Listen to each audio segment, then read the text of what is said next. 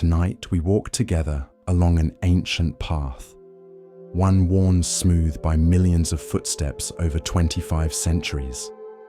This is the path the Buddha himself traveled, not to some distant paradise, but into the very heart of this present moment.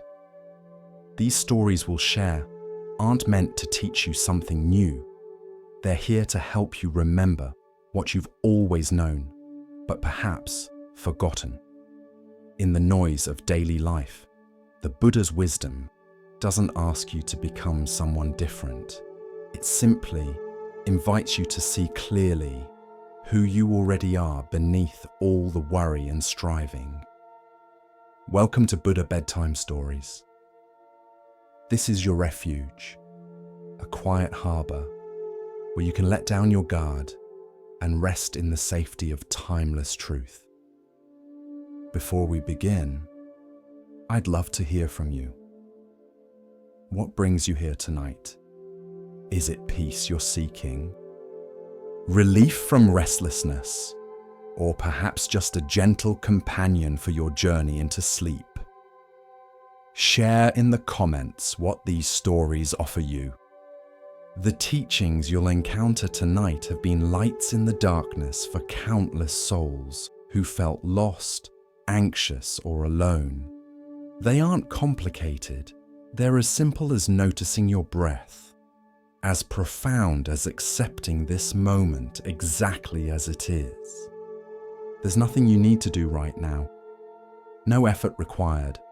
Just allow these ancient words to find their way into the quiet spaces within you, like water seeping into thirsty ground.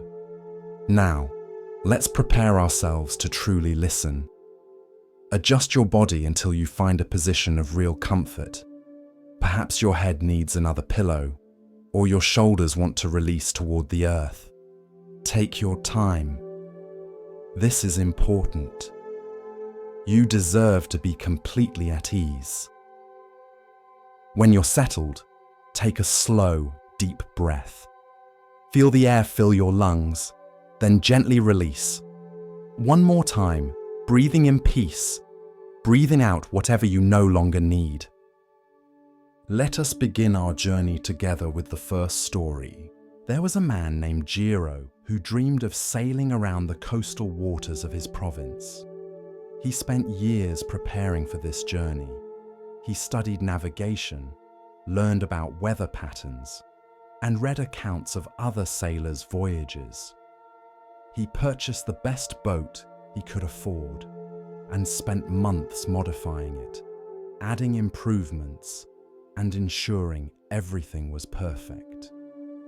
He would tell his friends, "I'm almost ready. Just a few more things to prepare." Years passed. The boat sat in its slip, pristine and unused. Jiro continued preparing, planning, improving, getting ready for the journey he would take soon. An old sailor who lived nearby watched this for several years. Finally, he approached Jiro one morning as the man was polishing brass fittings on his perpetually docked boat. "Beautiful boat," the old sailor said. "Thank you," Jiro replied proudly. "I've put a lot of work into it. I'm almost ready to sail." "Almost ready?" the sailor repeated. "I've heard you say that for 5 years now. What exactly are you waiting for?" Jiro looked uncomfortable. "I want everything to be perfect. I want to be completely prepared. I don't want to make mistakes." "Let me tell you something," the old sailor said. "I've sailed these waters for 40 years. My boat has never been perfect. I've never been completely prepared. I've made countless mistakes, but I've sailed.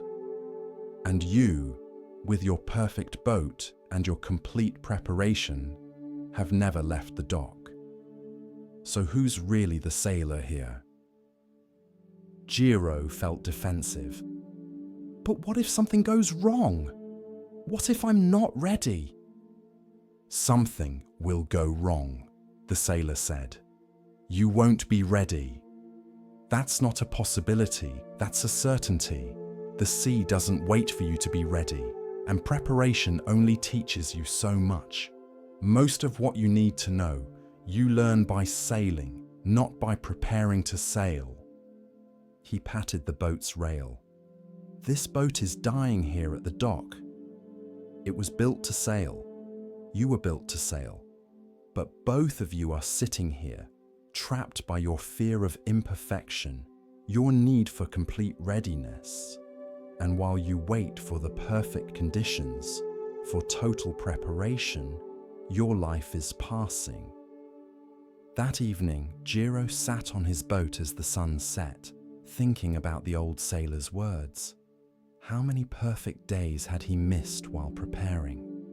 How many adventures had he postponed waiting for complete readiness? How much of his life had he spent getting ready to live rather than actually living? The next morning, without overthinking it, Jiro untied his boat and sailed out of the harbor. His hands were shaking. He wasn't sure he was ready, but he sailed anyway. He made mistakes that first day. He misjudged a turn and nearly ran into another boat. He didn't account properly for wind and had to adjust his course several times. But he sailed. He actually sailed. And it was glorious. Over time, Jiro became a competent sailor. Not perfect, never perfect, but competent. And he realized that if he had waited until he felt completely ready, he would have waited forever. Because readiness isn't a destination you reach through preparation. It's a decision you make despite uncertainty. Tonight, what have you been preparing for but never started? What perfect conditions are you waiting for before you allow yourself to rest, to heal, to change, to grow? What if you'll never feel completely ready? What if the preparation itself has become the obstacle? Let yourself sail tonight. Into sleep, into rest, into whatever comes next. Not perfectly prepared, not completely ready, just willing. That's enough. That's all it takes. Stop preparing and start sailing. There was a farmer named Hideaki who worked his land diligently, waking before dawn and laboring until dusk. His son, Daichi, seemed to be his opposite, lazy, sleeping late, avoiding hard work whenever possible. Hideaki was ashamed of his son and frustrated by what he saw as wasted potential. "That boy will never amount to anything," Hideaki would complain to his neighbors. "I work myself to exhaustion while he lounges under trees and daydreams. He has no ambition, no drive, no sense of responsibility." The neighbors agreed with Hideaki's assessment. They saw Daichi as a disappointment, a young man who would never succeed because he lacked his father's work ethic. Some pitied Hideaki for having such a lazy son. Others judged Daichi harshly, predicting he would become a burden on his family and community. What no one knew, including Hideaki, was that Daichi spent his time under those trees observing. While appearing to do nothing, he was watching everything. How water moved across the land, which areas stayed moist, and which dried quickly. Where wind patterns created microclimates, and how different plants thrived in different locations. Daichi was learning the land in ways his father, focused only on immediate work, never had. While Hideaki fought against the land's natural tendencies, trying to impose his will through hard labor, Daichi was learning to understand the land's own wisdom. One year, a severe drought struck the region. Hideaki worked harder than ever, carrying water to his crops, trying to save them through sheer effort. but most of his crops died anyway, as did the crops of other hard-working farmers. The drought was too severe for labor alone to overcome. But Daiichi, who everyone thought was lazy, quietly directed his efforts to the areas of the farm he knew, from his observations, retained moisture longest. He planted drought-resistant varieties in the driest areas. He used the natural wind patterns he had observed to create shade and reduce evaporation. He worked with the land's characteristics rather than against them. By the end of the season, Daiichi's sections of the farm had produced a modest but real harvest, while Hideaki's sections had produced almost nothing despite his exhausting efforts. Hideaki was stunned. "How did you do this? You barely worked compared to me." "I worked differently," Daiichi explained. "While you were laboring, I was learning. While you were fighting against the land, I was understanding it. My apparent laziness was actually observation. I was working, just not in ways that looked like work to you." He showed his father the subtle features of the land he had noticed, the slight depression that collected morning dew, the rock formation that created afternoon shade, the soil composition that retained moisture better than surrounding areas. "I learned all this by watching," Daiichi said, "by sitting still and paying attention rather than constantly moving and doing." Hideaki felt something shift in his understanding. He had been so focused on visible labor, on constant activity, on the appearance of hard work that he had never stopped to actually understand what he was working with. His son, whom he had judged as lazy, had been doing a different kind of work, the work of observation, understanding, and learning. "I'm sorry," Hideaki said. "I judged you without understanding what you were doing. I thought activity was the same as productivity, that visible effort was the same as effective effort. You were working all along, just in ways I didn't recognize as work." Word spread through the village about Daiichi's success during the drought. People who had judged him as lazy began to see him differently. Some felt ashamed of their premature conclusions. Others were curious about his methods. Daiichi began teaching other farmers what he had learned.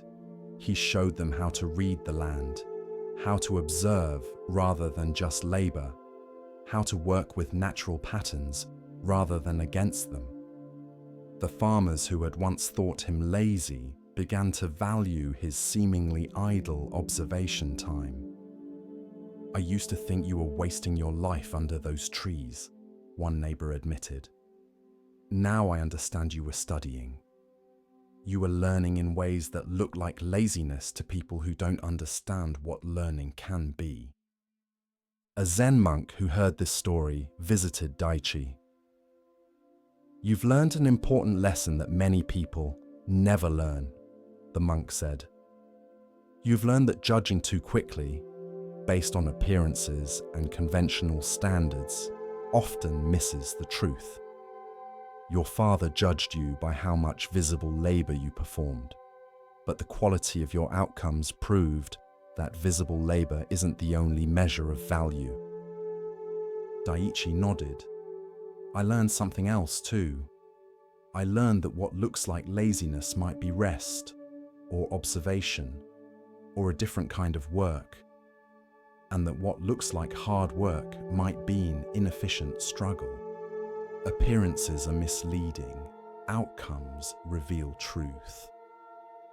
The monk smiled.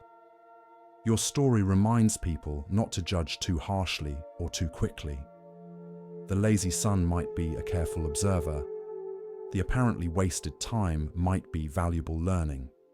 The story that seems simple at first viewing often has complexity that only reveals itself later." Years passed, and Daiichi became known as a wise farmer, though he still spent time sitting under trees, watching the land. His father, who had once been ashamed of him, now proudly told people, "My son taught me that there are many kinds of work, and the work that looks least like work is sometimes the most valuable." Hideaki learned to balance his own labor with periods of observation. He became a better farmer by incorporating some of his son's apparent laziness, taking time to watch and understand rather than constantly acting. One day, a young person came to Daiichi asking for advice. "My parents think I'm lazy because I spend time reading and thinking instead of working constantly. They say I'll never succeed. What should I do?" Daiichi smiled. "Keep reading and thinking, but also find ways to apply what you learn. Let your outcomes speak for you, not your appearance in the industry. My father thought I was lazy until he saw what I produced. Your parents will understand when they see the fruits of your different kinds of work." He paused, then added, "But also understand their perspective. To someone who values visible labor, observation looks like idleness. To someone who measures worth by constant activity, stillness looks like laziness. Don't judge them for judging you. Just prove through outcomes that your way has value too." The young person asked, "But what if I fail? What if my approach doesn't produce results?" "Then you learn and adjust," Daiichi replied. "I wasn't just sitting under trees doing nothing. I was observing, learning, thinking, and planning. If my approach had failed, I would have learned from that and tried something else." The point isn't that observation is always better than labor. The point is that judging approaches too quickly before seeing their outcomes often misses value. Tonight, as you rest, you might consider who you've been judging as lazy or unproductive. What if their stillness is observation? What if their rest is preparation? What if their apparent inactivity is actually a different kind of work that you don't recognize? And what about yourself? How harshly have you judged your own times of rest or stillness? Have you internalized the belief that only visible activity counts as work? Have you dismissed the value of observation, learning, thinking, and resting because these don't look like traditional labor? Not all work looks like work. Not all productivity is visible. Not all success comes from constant striving. Sometimes the lazy son who watches patiently sees what the hard-working father who never stops moving misses. Sometimes stillness achieves what activity cannot. Sometimes the full story only reveals itself long after the first judgment is made. Rest now without judging your rest. Let yourself be Daiichi under the tree, observing, learning, preparing in ways that might not look productive to outside observers, but that create real value. The lazy son wasn't lazy. He was doing a different kind of work. And so are you, even in this moment of apparent inactivity. Rest is work. Observation is productivity. Stillness is motion that hasn't revealed itself yet. Trust that the full story of your life will prove this, even if current appearances suggest otherwise. Sleep now, not lazy, but learning. Not inactive, but preparing. Not wasting time, but using it in ways that will only reveal their value when the drought comes, and your careful observation produces a harvest where frantic labor produced nothing. As we continue our journey through the wisdom of Zen Buddhism, let us turn to a tale about recognition and the true nature of worth. This is the next story. In the capital city lived a tea master named Soho, who had spent 50 years perfecting the art of the tea ceremony. His movements were flawless, his timing exact, his aesthetic sense refined beyond what most people could achieve in several lifetimes. Every detail of his ceremonies was considered and precise. The angle of the bowl, the temperature of the water, the moment to pass the tea, the positioning of each implement. Soho's ceremonies were legendary. People would wait years for an invitation to attend. Wealthy patrons offered fortunes to have Soho perform ceremonies for their guests. Other tea masters studied his techniques, trying to replicate his perfection. But Soho himself had grown troubled. Despite his technical mastery, despite the acclaim, he felt his ceremonies had become performances rather than genuine expressions of tea mind. He was so focused on executing each movement perfectly that he had lost connection to the spirit beneath the movements. His ceremonies were flawless, but somehow empty. On his 70th birthday, Soho decided to retire from public ceremonies. He would perform one final tea ceremony, a farewell to his long career, and then step away to live simply in a small temple. He prepared meticulously for this final ceremony. He invited only his closest students and a few respected elders who had followed his work for decades. He selected implements he had used for years, choosing each for its history and meaning. He practiced the movements daily in the weeks leading up to the ceremony, ensuring everything would be perfect. The day of the ceremony arrived. Soho entered the tea room with his usual grace, began with his usual precision. His guests watched in respectful silence, knowing they were witnessing a master's final performance. Then, midway through the ceremony, something unexpected happened. As Soho reached for the tea bowl, his hand trembled slightly. Whether from age, emotion, or simple nervousness, he couldn't say. The tremor caused him to fumble the bowl. It didn't fall or break, but his grip was clumsy, his movement awkward. The flow of the ceremony was disrupted by this imperfect moment. Soho's first instinct was mortification.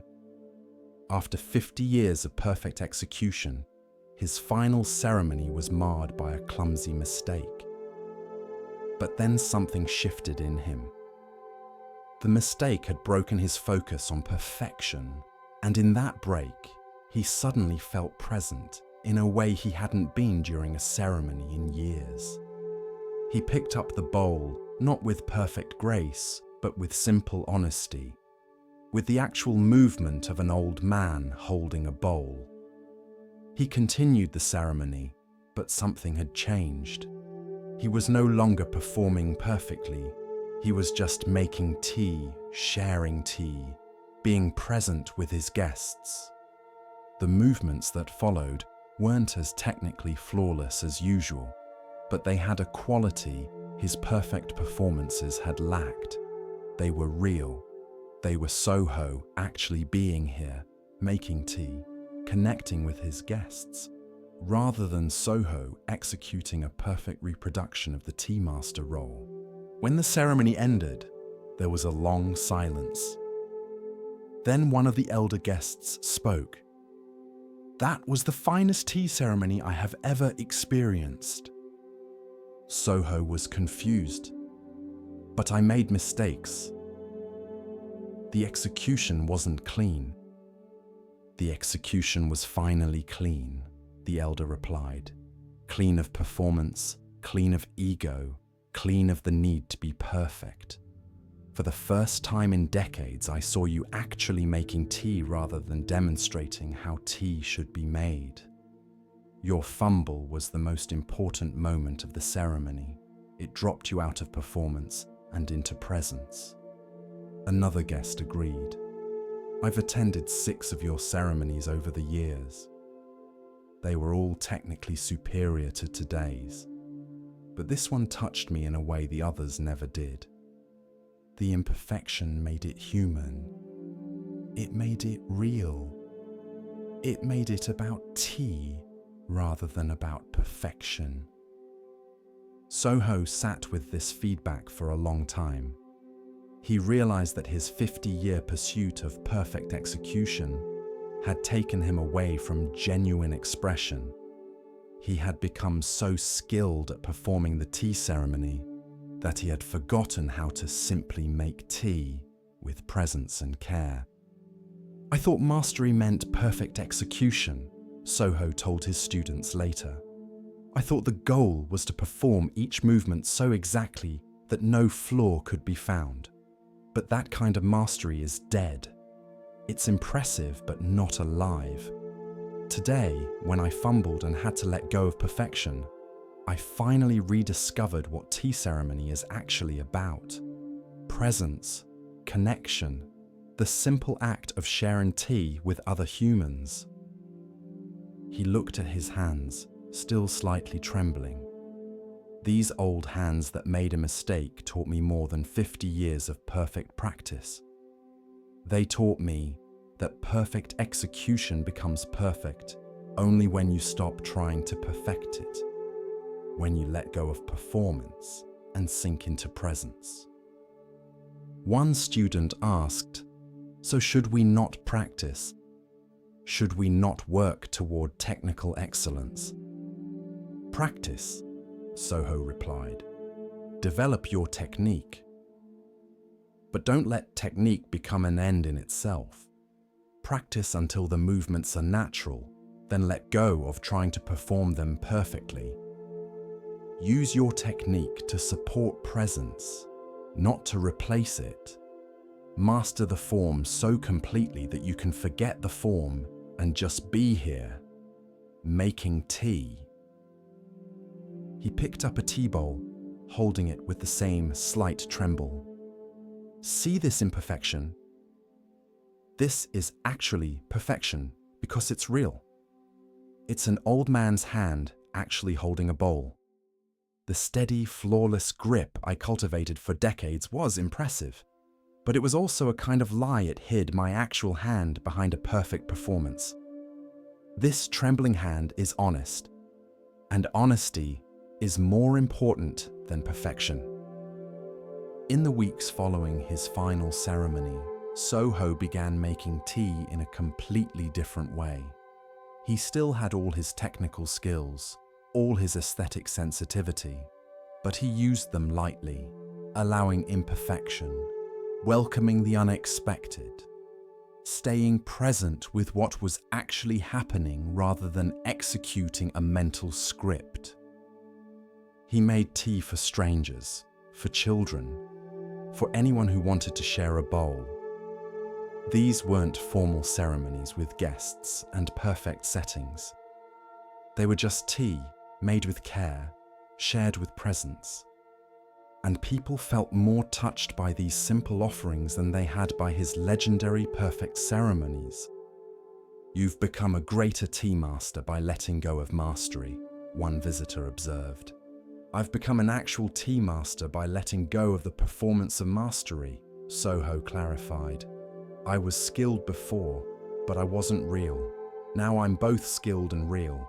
The skill supports the reality rather than replacing it. That's the difference." A young tea student struggling to perfect his own technique asked Soho for guidance. "How do I know when my practice is good enough? When can I stop trying to perfect my movements?"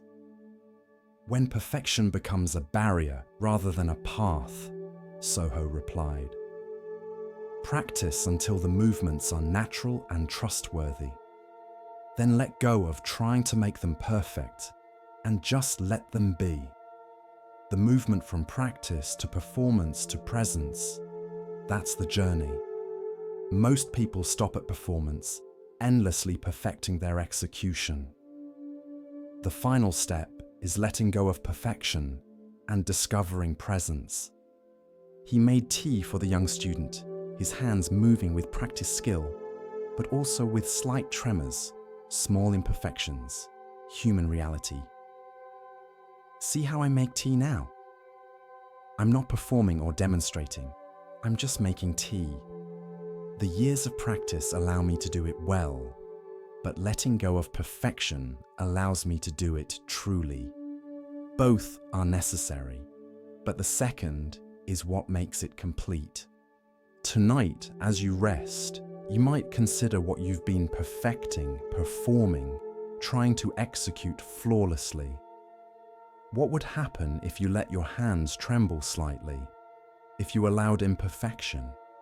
If you stopped performing mastery and just did the thing itself, present and real? Perfect execution is impressive, but presence is what actually connects, what actually matters, what actually makes any practice complete. You've practiced enough, you've refined enough. Now it's time to let go of perfection and discover what's on the other side. Not sloppiness, not carelessness, but genuine presence that includes both skill and imperfection, both mastery and humanity. Rest now in this completion. Let yourself fumble slightly. Let yourself be real rather than perfect. The Tea Master's Last Cup teaches that the journey ends not in flawless execution, but in authentic presence. You've arrived, not at perfection, but at something better, yourself, skilled and real, doing what you do with care and presence, and the slight tremble of actual human hands. That's perfection. That's the completion.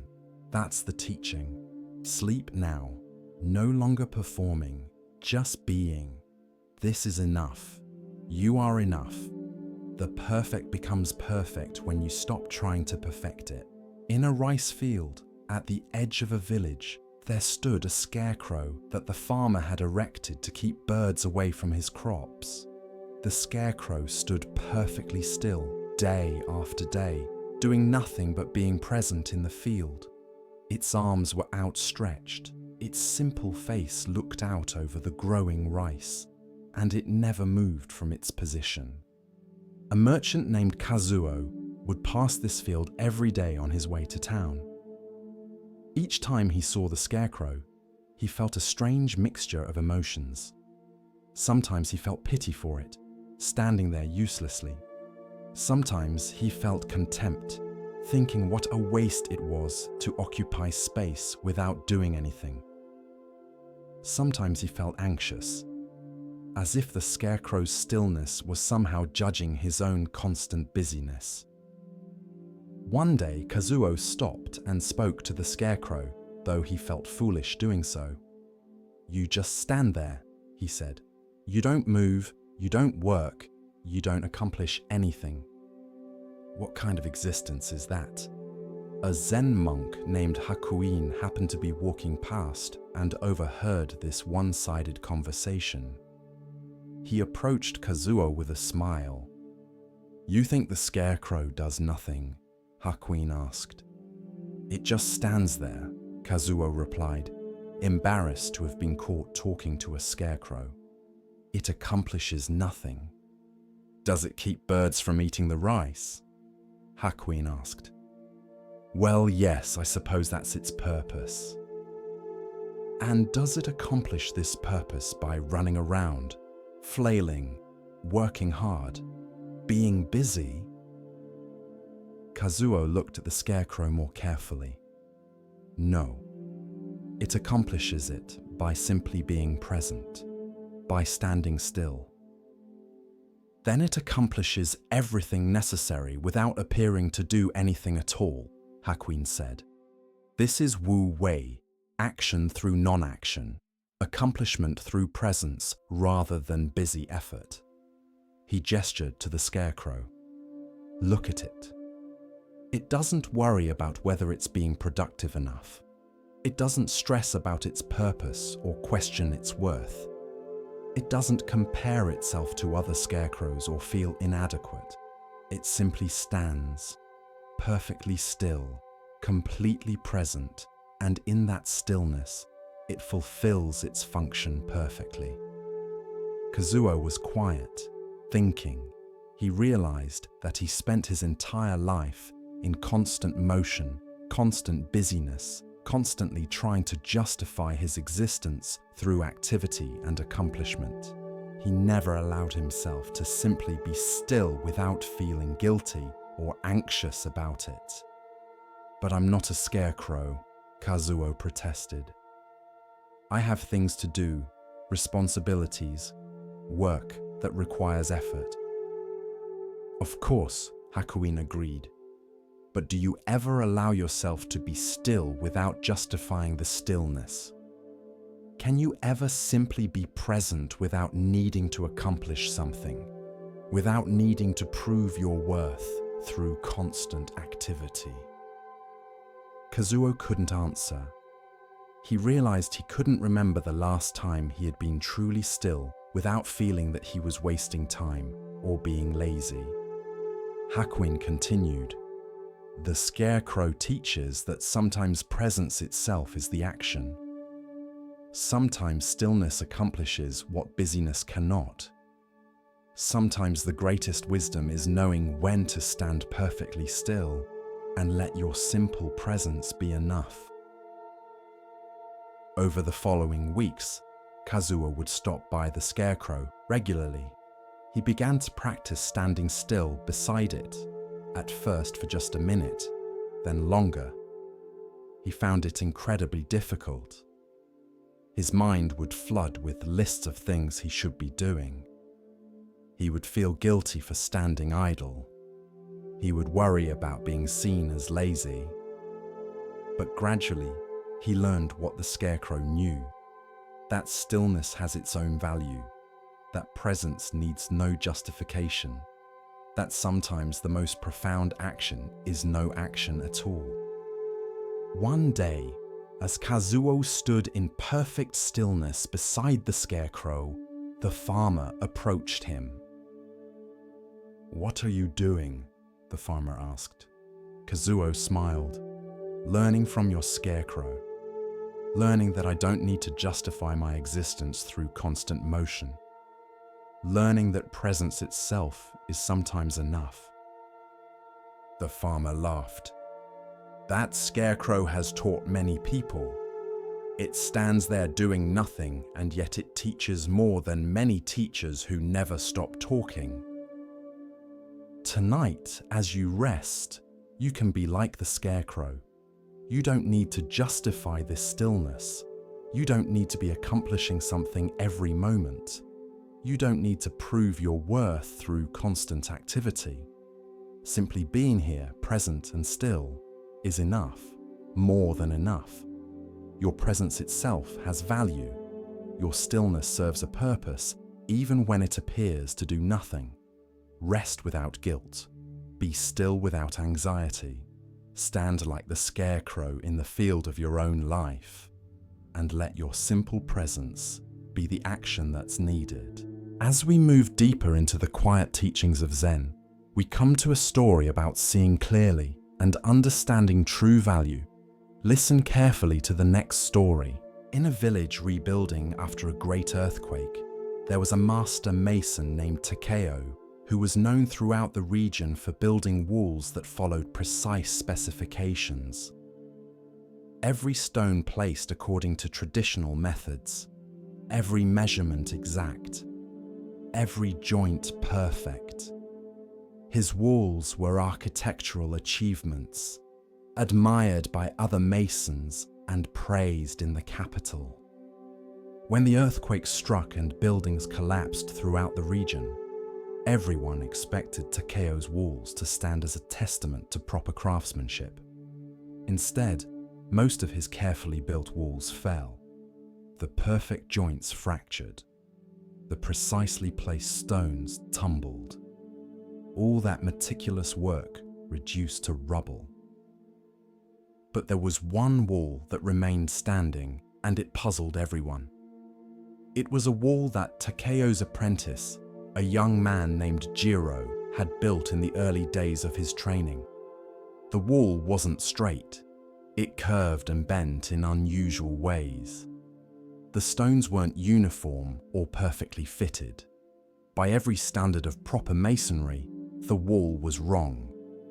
Takeo had been embarrassed by it, had planned to tear it down and rebuild it properly, but had never gotten around to it. Now that the crooked, imperfect wall stood while all of Takeo's masterpieces lay in ruins. After the earthquake, people would visit that wall, marveling at how something so improperly built had survived when everything correct had fallen. Takeo was humbled and confused. He went to examine the crooked wall carefully, trying to understand what accidental wisdom it contained. What he discovered challenged everything he thought he knew about his craft.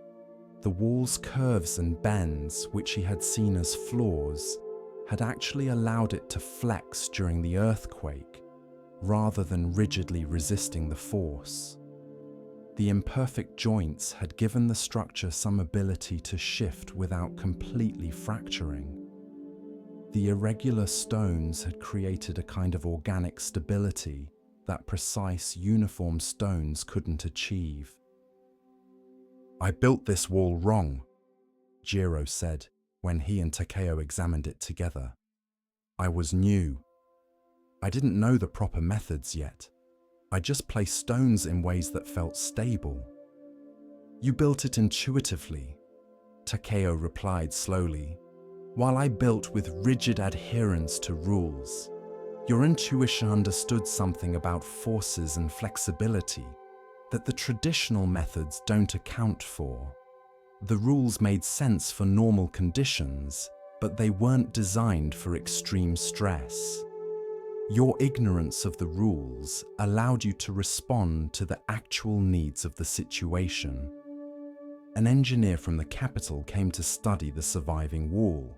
He measured its curves, examined its composition, and tried to understand its principles. "This wall shouldn't have stood," he said finally. "By every calculation, every principle of proper construction, it should have fallen. But clearly, our principles are incomplete. This wall knows something we don't." Takeo spent months studying not just Jiro's wall, but other structures that had survived. He found a pattern. The buildings that stood weren't always the ones built most correctly. Often, they were the ones with irregular features, with imperfections that accidentally created flexibility. The traditional methods, designed over centuries for stable conditions, weren't necessarily best for extreme conditions. He began incorporating these insights into his new work.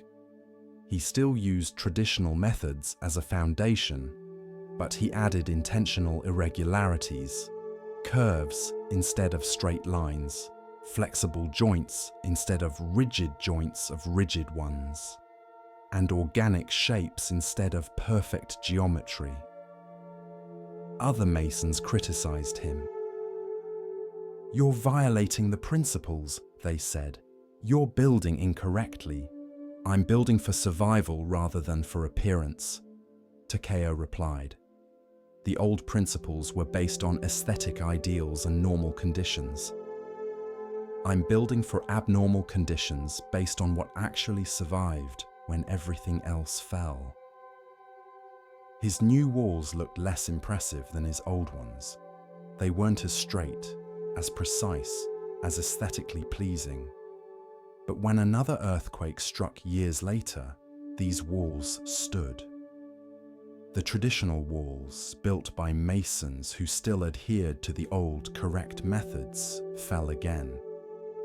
Takeo's irregular, imperfect walls flexed and bent and survived. "What's more important?" Takeo asked his critics. "Building correctly according to traditional standards, or building what actually works?" "My old walls were perfect and dead. My new walls are imperfect and alive." he trained a new generation of masons in what he called flexible building. They learned the traditional methods, but also learned when to deviate from them, when to trust intuition over rules, and when to value survival over correctness. The crooked wall saved my life, Takeo would tell students. Not just physically, by remaining standing during the earthquake, but professionally and spiritually, by taught me that correctness isn't the same as truth. Something can be done exactly right according to established principles and still fail when conditions change. And something can be done wrong and still succeed because it responds to actual conditions rather than theoretical ideals. One student asked, "So should we ignore all the traditional methods?" "No," Takeo replied. "Learn them, understand them, but don't worship them. Rules are tools, not truths. They work until they don't. The crooked wall taught me to pay attention to what actually works, rather than what should work according to theory. Sometimes the imperfect, the irregular, the supposedly wrong thing contains wisdom that perfection misses." He would take students to see Jiro's wall, still standing decades after the earthquake that revealed its value. "This wall is a better teacher than any master mason," he would say. "It teaches that survival often comes from flexibility rather than rigidity, from imperfection that allows adaptation rather than perfection that allows no variation. It teaches that what's wrong by one standard might be right by a more important standard." The wall became something of a shrine. People would visit it, touch it, and remember that sometimes what appears to be failure or imperfection is actually hidden success.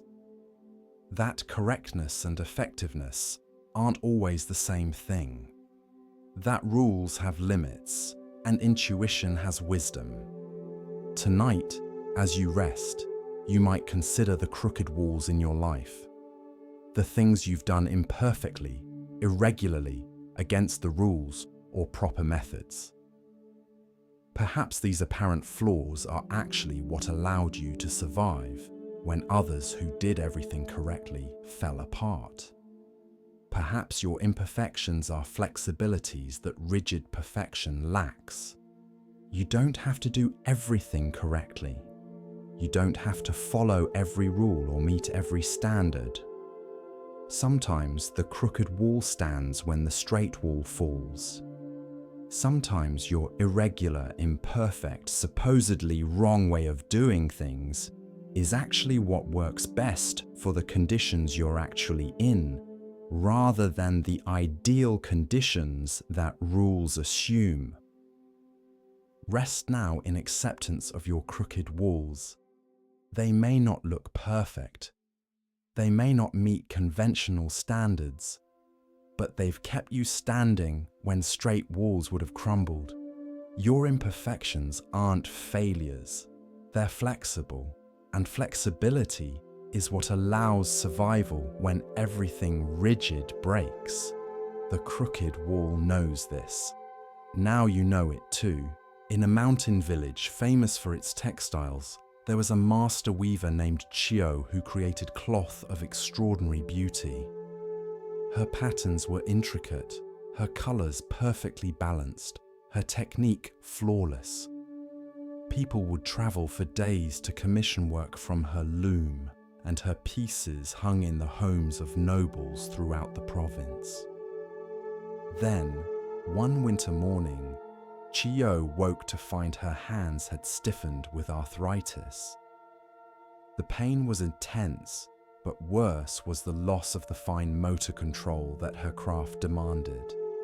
She could no longer work the shuttle with her usual precision. The delicate adjustments that created her signature patterns were now impossible. For a weaver, this seemed like a death sentence. Chio's entire identity, her life's work, her purpose, all depended on her hands. Now those hands betrayed her, refusing to do what she commanded. She sat before her loom for hours, weeping, unable to imagine a future without her craft. Days turned to weeks. The loom sat silent. Chio refused visitors, refused commissions, refused to even look at the beautiful threads that had once brought her such joy. Her apprentice, a young woman named Nao, came regularly, begging Chio to teach her, to at least pass on knowledge if she could no longer create. But Chio sent her away each time. "What's the point?" she would say. "Without my hands, I have nothing to teach. I am nothing." One day, Nao arrived with a request that Chio couldn't refuse. A small child from the village was sick, and his mother had asked if Chio might weave even a simple cloth for the child's comfort. "She doesn't expect your fine work," Nao said gently. "She just wants something made by you, even if it's rough. She believes your cloth has healing in it." Chio couldn't say no to a sick child, so she returned to her loom for the first time in months. Her stiff hands struggled with the shuttle. The tension was uneven. The pattern she attempted came out distorted. Everything her hands produced now was clumsy, imperfect, wrong. But she continued, driven by compassion for the child. She created a simple blanket, nothing like her former masterpieces. The weave was loose, the pattern irregular, the whole piece marked by the limitations of her arthritic hands. She wrapped it with shame, certain the mother would be disappointed. When Nao delivered the blanket, the mother held it and began to cry. "It's perfect," she said. "Tell Chio it's the most beautiful thing she's ever made." Nao brought this message back to Chio, who couldn't believe it. How could that rough, imperfect work be beautiful? "It's everything I spent my life learning not to create." The mother said she could feel the struggle in it, Nao reported. She said she could feel your hands fighting to create something despite the pain. She said it reminded her that beautiful things can emerge from difficulty, that limitation doesn't mean the end of creation. Her child is struggling too, and she said this cloth would remind him that struggle can still produce beauty. This response shook something loose in Chio's understanding. She had thought beauty required perfection, that her arthritic hands could only produce inferior work. But this mother had seen a different kind of beauty, the beauty of creation despite limitation, of persistence through difficulty, of love expressed through imperfect means. Chio returned to her loom with a new perspective. She stopped trying to create what her hands could no longer produce and started exploring what they could produce. The patterns that emerged were unlike anything she had made before.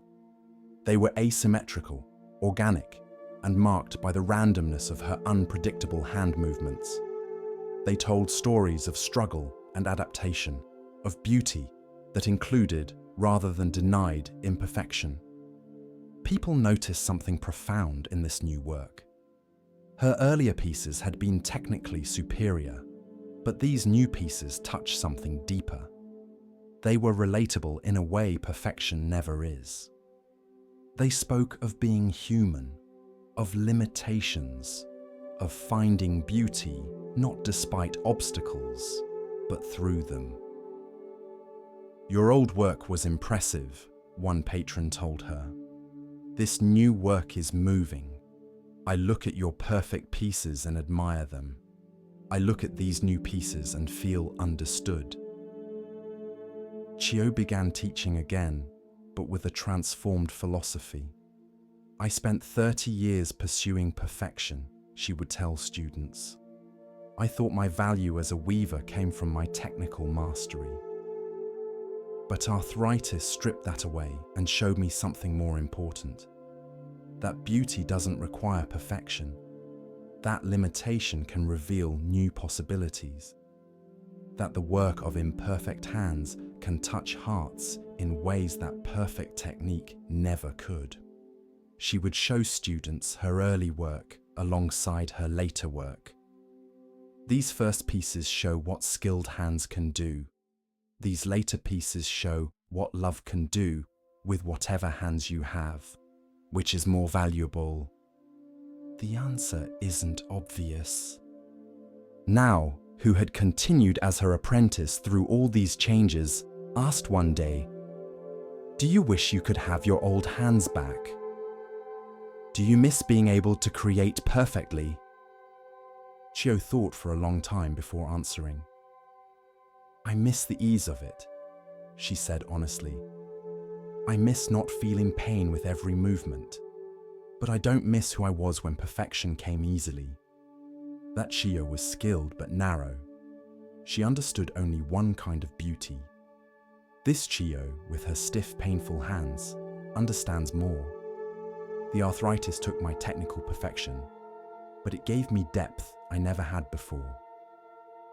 She held up her gnarled hands.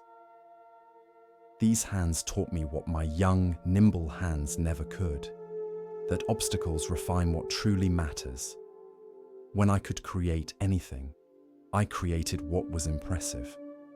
Now that I can only create with difficulty, I create what's true. The limitations stripped away everything superficial and left only what's essential. Years passed, and Chio's hands grew worse. Eventually, she could barely work the loom at all.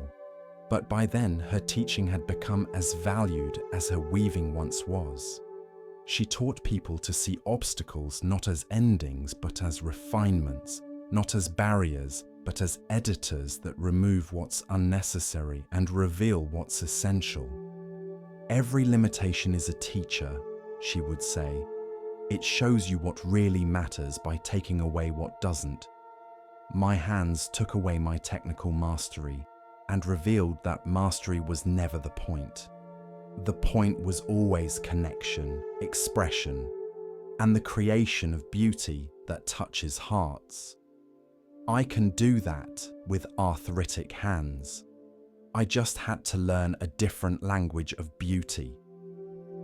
Tonight, as you rest, you might consider your own limitations, your own obstacles, your own arthritic hands.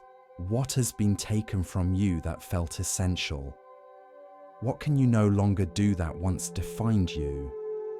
These losses aren't just subtractions. They're refinements, removing what's superficial to reveal what's essential. Your obstacles are teaching you something. They're stripping away the easy answers, the impressive exteriors, the technical perfections that never touched anyone's heart anyway. What remains, what you can still do despite your limitations, that's what truly matters. That's where your real beauty lives. Rest now in acceptance of your arthritic hands, your imperfect instruments, your limited capacities. They're not preventing beauty. They're refining it, teaching it, revealing it in forms you never would have discovered through ease and perfection. The weaver's silent loom eventually spoke with more power than her perfect one ever did. Your limitations will teach you the same truth if you let them. With each step on the Zen path, a new lesson unfolds. Now we turn to a story about recognition, of self, of others, and of what truly matters. Listen carefully to the next story.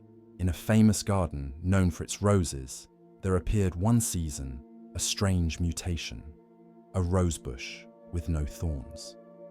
The stems were completely smooth, the flowers beautiful, but there was no defense, no sharp points to protect the plant from being damaged. The gardener, a woman named Ayame, was fascinated by this thornless rose. She thought it was perfect, an improvement over regular roses.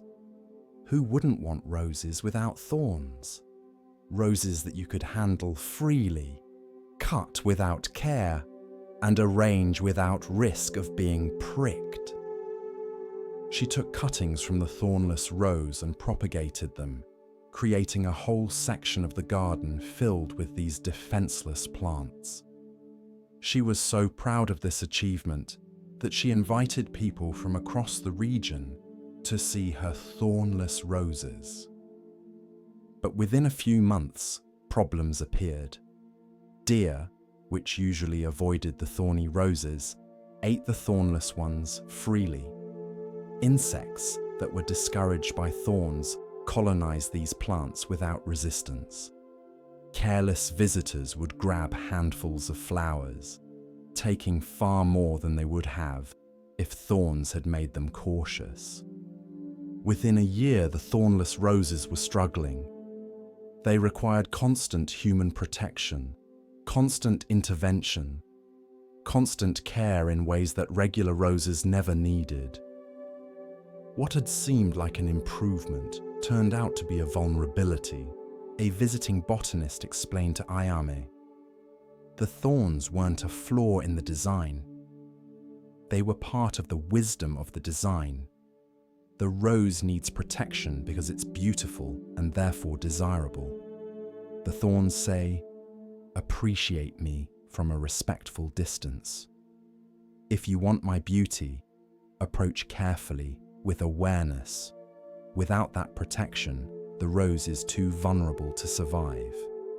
Ayame was defensive at first, but thorns hurt people. Wouldn't it be better to have roses without danger?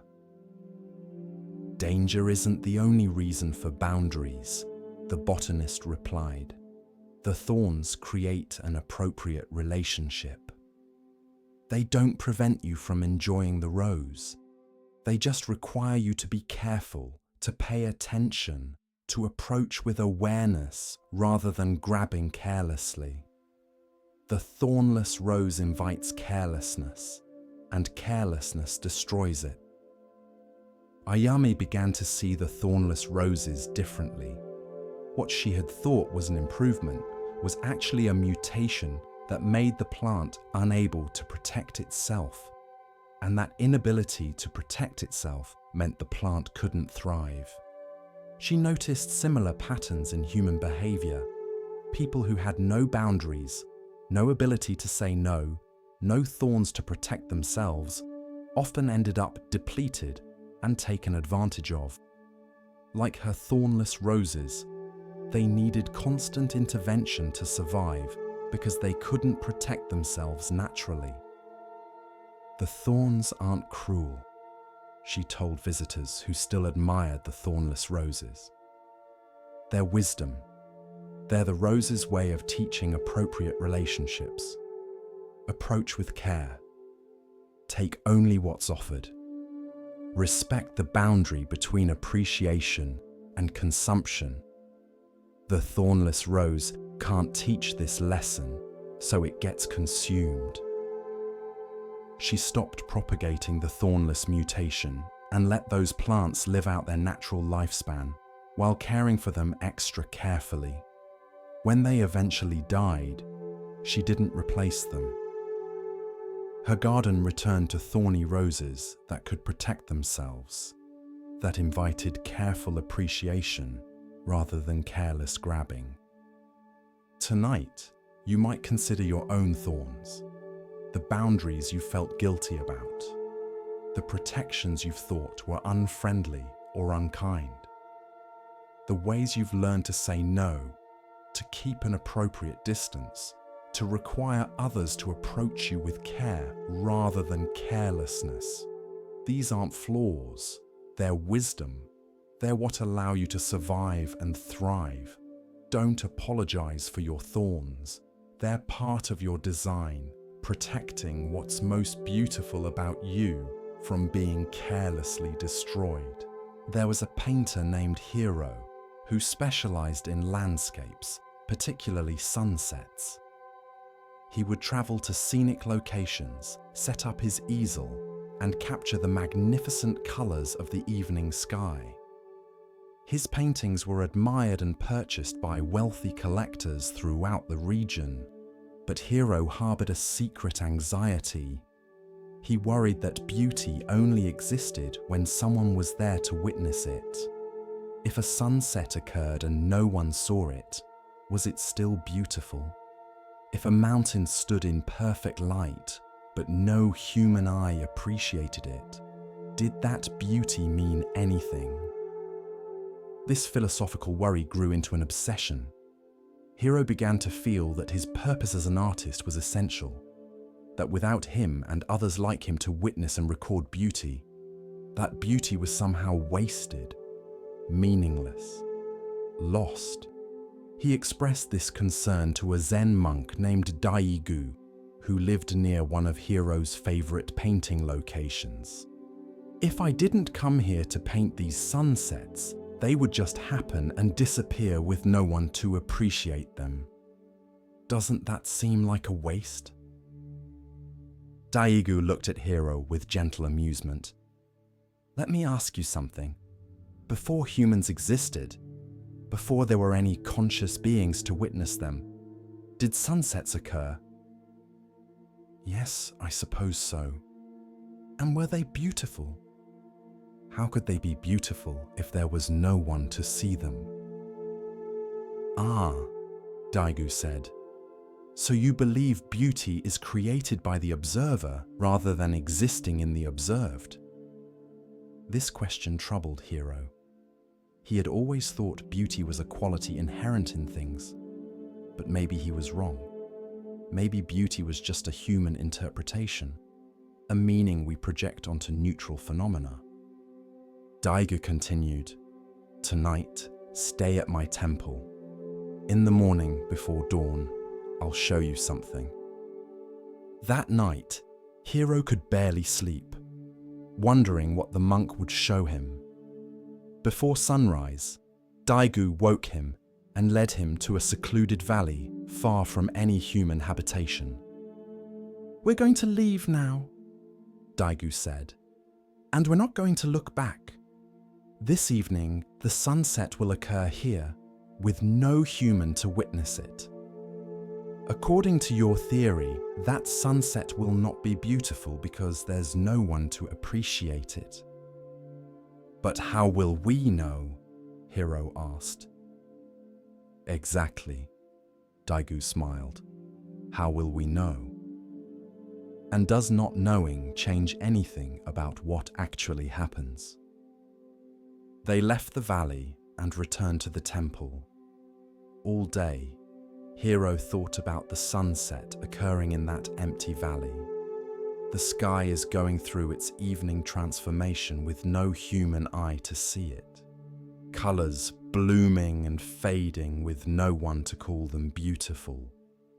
That evening, sitting with Daigu as the sun set over the temple, Hiro said, "Right now, in that valley, the sunset is happening.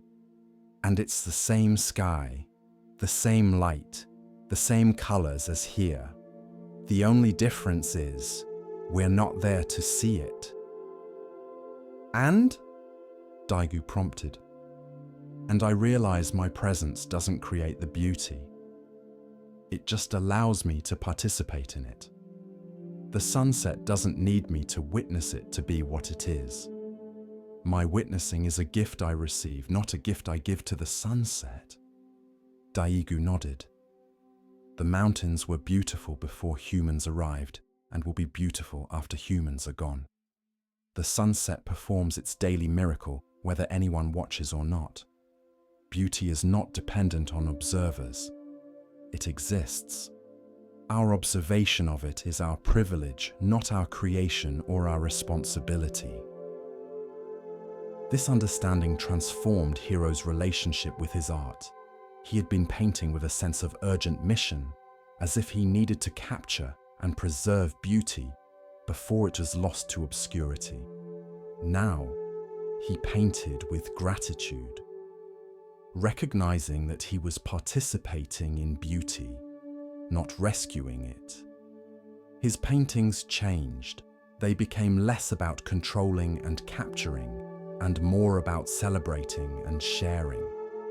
Critics said his later work had a quality of joy that his earlier, technically superior work had lacked.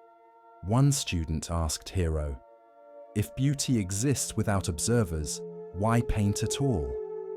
Why bother witnessing it?" "Because witnessing is a joy," Hiro replied, "not a duty. I don't paint because the sunset needs me. I paint because I need the sunset. Being present to beauty enriches me. Sharing that experience with others through my paintings is a gift I offer. But the beauty itself doesn't depend on my offering. It simply is." He told the student about the sunset in the empty valley. Somewhere right now, a magnificent sunset is occurring that no human will ever see. No photograph will capture it. No painting will record it. It will happen and end and be gone forever from human knowledge. And that's perfect. That sunset doesn't exist for us. It exists because the earth turns and light bends and atmosphere scatters color. We're fortunate when we get to witness it, but our witnessing isn't required. This lesson extended beyond sunsets to everything in Hiro's life. He realized he'd been placing himself at the center of existence, as if things needed him to matter. But actually, everything had its own existence, its own worth, independent of his awareness or appreciation. The tree in his garden was a tree whether he noticed it or not. The bird singing in the morning was completing its nature whether he heard it or not. The stars were shining whether he looked up at them or not. His presence as an observer was optional, not essential. Everything existed quite fully without him. "This could feel depressing," he told Daigu later. "Realizing that I'm not essential, that everything would continue without me." "Or it could feel liberating," Daigu replied. "You don't have to carry the burden of making things matter. They already matter. Your role is simply to participate, to witness, to celebrate when you're fortunate enough to be present." This is a much lighter burden than thinking you must observe everything to validate its existence. Years later, when Hiro was old and knew he was dying, a young painter came to him, worried. "When I die, who will paint these mountains? Who will witness these sunsets? Will all this beauty be wasted?" Hiro smiled, remembering his own younger anxieties. "The beauty will be what it has always been. Complete and independent of observers. Other people will witness it. And even if no people witnessed it, it would still be itself, still be beautiful in its own right. You're not the author of beauty. You're just a fortunate participant in it. Paint while you can, witness what you're able to, and rest easy knowing that beauty doesn't depend on you to exist." Tonight, as you rest, you might find relief in this teaching. The world doesn't need you to be constantly observing, appreciating, and validating it for it to have worth. Your life has value. Your presence matters, but not because everything depends on you. Rather, because you get to participate in existence, to witness beauty, to experience being alive. This moment, right now, is happening whether you're paying attention or not. The universe is unfolding whether you're conscious of it or not. You can rest completely, releasing all concern that you need to be witnessing and validating and appreciating every moment. Some moments will happen without you. Some beauty will bloom and fade unseen. And that's perfect. That's how it should be. Rest in the understanding that you're not the center of existence, but a participant in it, a grateful guest, not a required audience. Let the world exist without your constant attention. Let beauty be beautiful, whether you're watching or not. This is freedom. This is peace. This is the deep rest of knowing you can stop, can close your eyes, can let go completely, and everything will continue being exactly what it is. As our exploration of Zen Buddhism deepens, let us listen to a story that reveals how true worth is often overlooked. Here starts the next story. In a bustling market town, there were two merchants who sold rice side by side. One was named Kenji, the other Taro. Both had successful businesses. Both were known throughout the region. But their approaches to business could not have been more different. Kenji used scales that he had carefully adjusted to weigh slightly in his favor. Not much, just enough that most customers wouldn't notice. Over the course of a year, this small deception added significantly to his profits. He told himself everyone did it, that it was just smart business, that customers expected to be cheated a little and factored it into their calculations. Taro, on the other hand, used scales that were calibrated perfectly. He would even add a bit extra to each purchase, telling customers, better to give too much than too little. His profits were smaller than Kenji's, but his conscience was clear. Kenji would mock Taro privately. "You're a fool," he would say. "You could be making so much more. The customers don't know the difference. Why cheat yourself?" "I'm not cheating myself," Taro would reply. "I'm paying myself in peace of mind. Every transaction I make, I know I've been honest. That's worth more to me than extra profit." "Peace of mind doesn't feed your family," Kenji scoffed. "Money feeds your family." For years this continued. Kenji's business appeared more successful. He had a larger house, finer clothes, and more luxuries. Taro lived modestly, comfortable, but not wealthy. To outside observers, Kenji's approach seemed vindicated. Then one day, a wealthy lord came to the market to purchase rice for his household. He was known for being meticulous and for testing merchants' honesty. He had brought his own perfectly calibrated scales. He went first to Kenji's stall and purchased a measure of rice. Then he weighed it on his own scales. The shortage was immediately apparent. "Your scales are dishonest," the lord said coldly. Kenji's face went white. "My lord, there must be some mistake." "Perhaps your scales are inaccurate." "My scales are tested regularly by the Imperial Standards Office," the lord replied. "Yours are deliberately fraudulent. Not only will I not purchase from you, but I will ensure that everyone in my household and in my social circle knows of your dishonesty." The lord then went to Taro's stall and made the same purchase. When he weighed it on his own scales, he found that Taro had actually given more than the agreed upon amount. "Your scales are generous," the lord said with approval. "I prefer to err on the side of giving too much," Taro replied simply. "Then you have earned my business and my recommendation," the lord said. "From now on, all the rice for my household will be purchased from you, and I will tell others of your integrity." Within weeks, Taro's business had doubled, then tripled.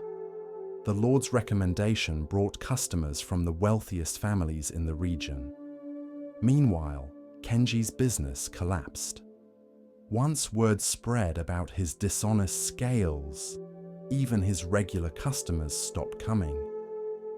His reputation destroyed, he eventually had to close his stall. Years later, Kenji came to Taro humbled and seeking work. "I was wrong," he admitted. "I thought honesty was expensive, but dishonesty cost me everything." Taro hired him, but on one condition, that Kenji help maintain the scales, calibrating them regularly to ensure perfect accuracy. "You need to rebuild your relationship with honesty," Taro said. "Start here, with these scales. Every time you calibrate them, remember that integrity isn't about what others can see. It's about what you know about yourself." As Kenji worked with the honest scales day after day, something shifted in him. He had spent so many years cheating in small ways that he had forgotten what it felt like to be completely honest. The dishonesty had eaten at him in ways he hadn't even recognized, creating a constant low-level anxiety about being discovered, a subtle shame he carried everywhere. Now, working with honest scales, treating every customer fairly, he felt something he hadn't experienced in years. Simple peace. No anxiety about being caught. No shame about his methods. No exhausting mental calculations about how much he could get away with. One day, a customer accidentally gave him too much money. The old Kenji would have pocketed it without comment. But now, without even thinking, he called the customer back and returned the extra coins. "You've changed," Taro observed, watching this exchange. "I'm remembering who I was before I started cheating," Kenji replied.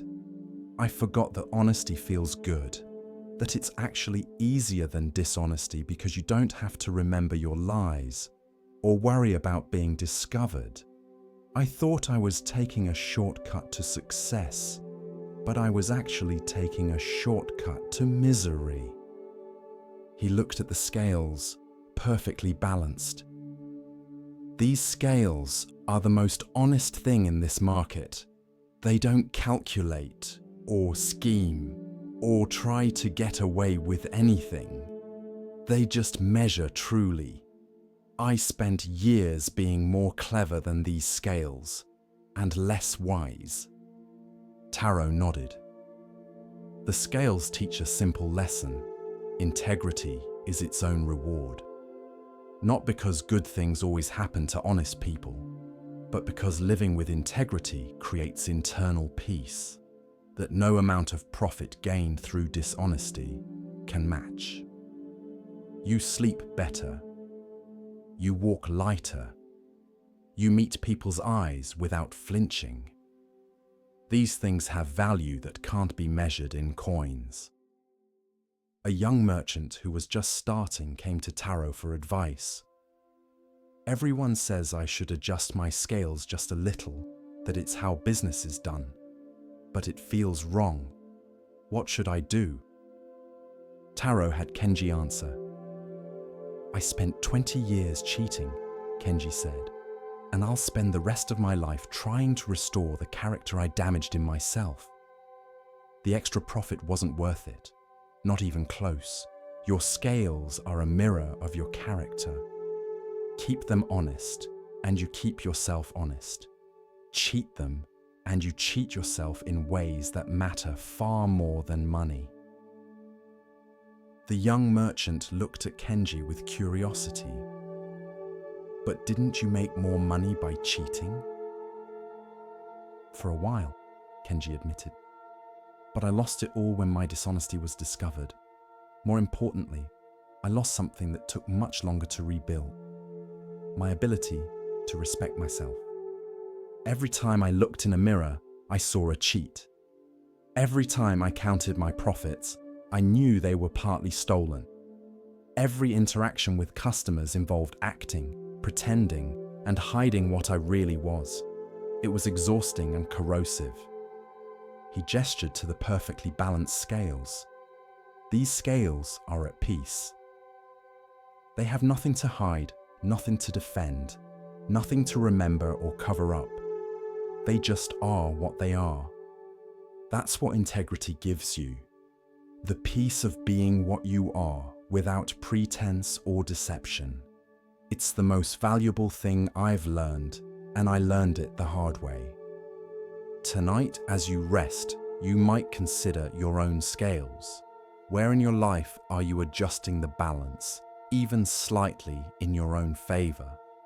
Where are you being less than completely honest, with others or with yourself?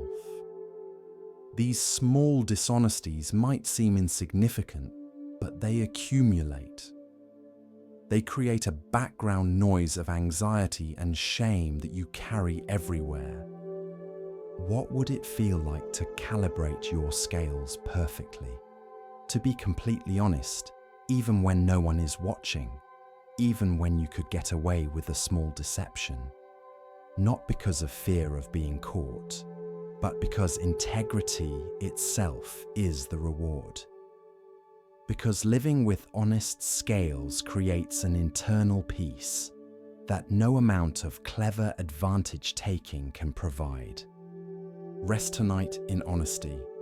Let go of all the small ways you've been adjusting the scales. Let go of the exhausting mental work of maintaining deceptions. Be like the perfectly balanced scale, true, honest, at peace with what you are. The reward isn't somewhere in the future. The reward is the immediate relief of no longer having to hide, to calculate, to worry about being discovered. Honest scales don't lie awake at night. Neither do honest hearts. In a valley between two mountain ranges, there was a river that confused everyone who saw it. Most rivers in the region flowed from high elevations to low, following gravity as rivers should. But this river appeared to run uphill, flowing from what looked like lower ground to higher ground, defying logic and nature. Villagers argued about the river for generations. Some said it was cursed, that supernatural forces made it run backwards. Others insisted it was an optical illusion, that the river only appeared to run uphill but actually didn't. A few claimed the river was evidence of magic in the world, proof that natural laws could be suspended. A scholar named Fumiko came to study the peculiar river. She was a woman who trusted observation over superstition, who believed that understanding came from careful study rather than easy assumptions. She spent weeks walking the river's length, taking measurements, making careful notes. What she discovered was unexpected. The river wasn't running uphill at all, though it certainly appeared to be. The optical illusion was created by the unusual topology of the valley.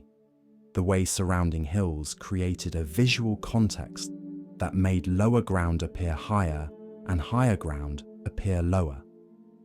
When you adjusted for this visual distortion and looked at actual elevations, the river was flowing downhill as it should, following gravity perfectly. But there was a second discovery, more interesting than the first.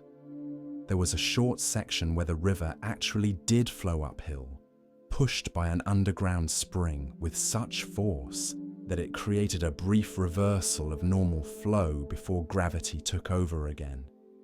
This wasn't magic or curse, it was hydrology, underground pressure overcoming gravity temporarily, a natural phenomenon that looked miraculous only because people didn't understand the forces involved.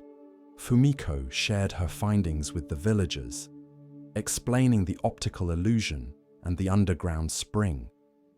Some villagers were relieved to have the mystery explained. Others were disappointed. They had preferred the magical explanation to the scientific one. But an old farmer named Gonji said something that made Fumiko reconsider what she thought she'd discovered. "The river teaches something important," Gonji said. "It teaches that things can look completely wrong while being completely right. that what appears to violate natural laws might just be responding to forces we don't understand yet. He pointed to his fields. I plant crops that other farmers say won't grow in this soil. They say I'm working against nature, that I should plant what everyone plants. But I've learned that this soil has properties they don't understand. That what looks like wrong farming is actually right farming for these specific conditions. Fumiko thought about this. She had explained the river's apparent backwards flow, but Gonji was suggesting something deeper, that the river taught people to question their assumptions about what's natural, what's possible, what's right. The river looked wrong, but was responding perfectly to actual conditions, both the optical conditions that made flow appear backwards, and the geological conditions that briefly pushed water uphill. You're saying the river teaches us to look deeper before judging? Fumiko asked. More than that, Gonji replied. It teaches us that backwards and forwards depend on what forces you're aware of. To someone who only knows gravity, water flowing uphill is impossible, wrong, against nature. But to someone who understands underground pressure, water flowing uphill is perfectly natural, a correct response to present forces. He gestured to the river. How many things in life look wrong because we're only seeing some of the forces involved? How many people are judged for going against the flow when they're actually responding to forces others can't see?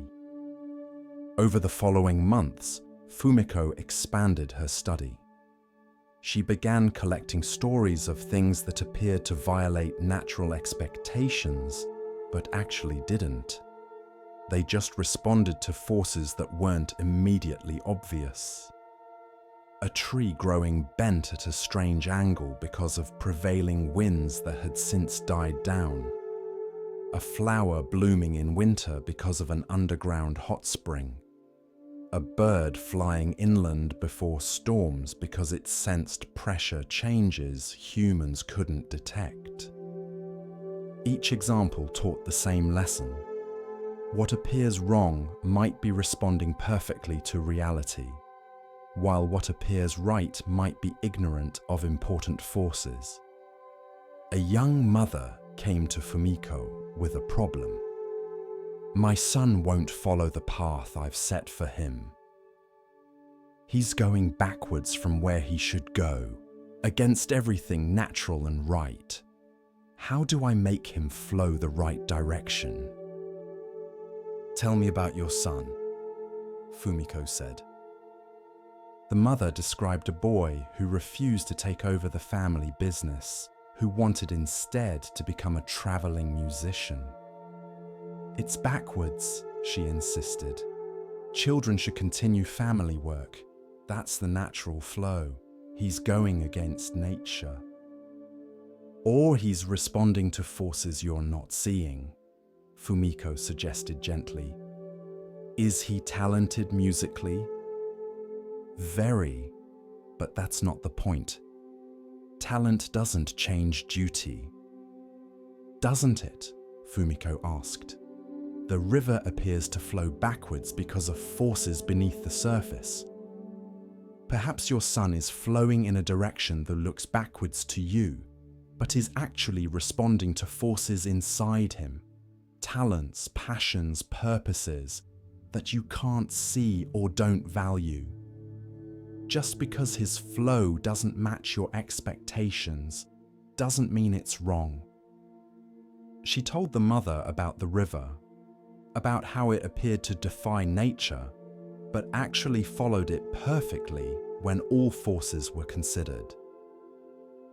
Your son might be like that river. What looks like backwards rebellion might be forward movement towards something he's meant to do. The question isn't whether he's flowing the way you expected, but whether he's flowing true to himself. This conversation troubled the mother, but she began to observe her son differently. She noticed how music seemed to flow from him naturally, how he came alive when playing, how his path, though different from hers, had its own rightness to it.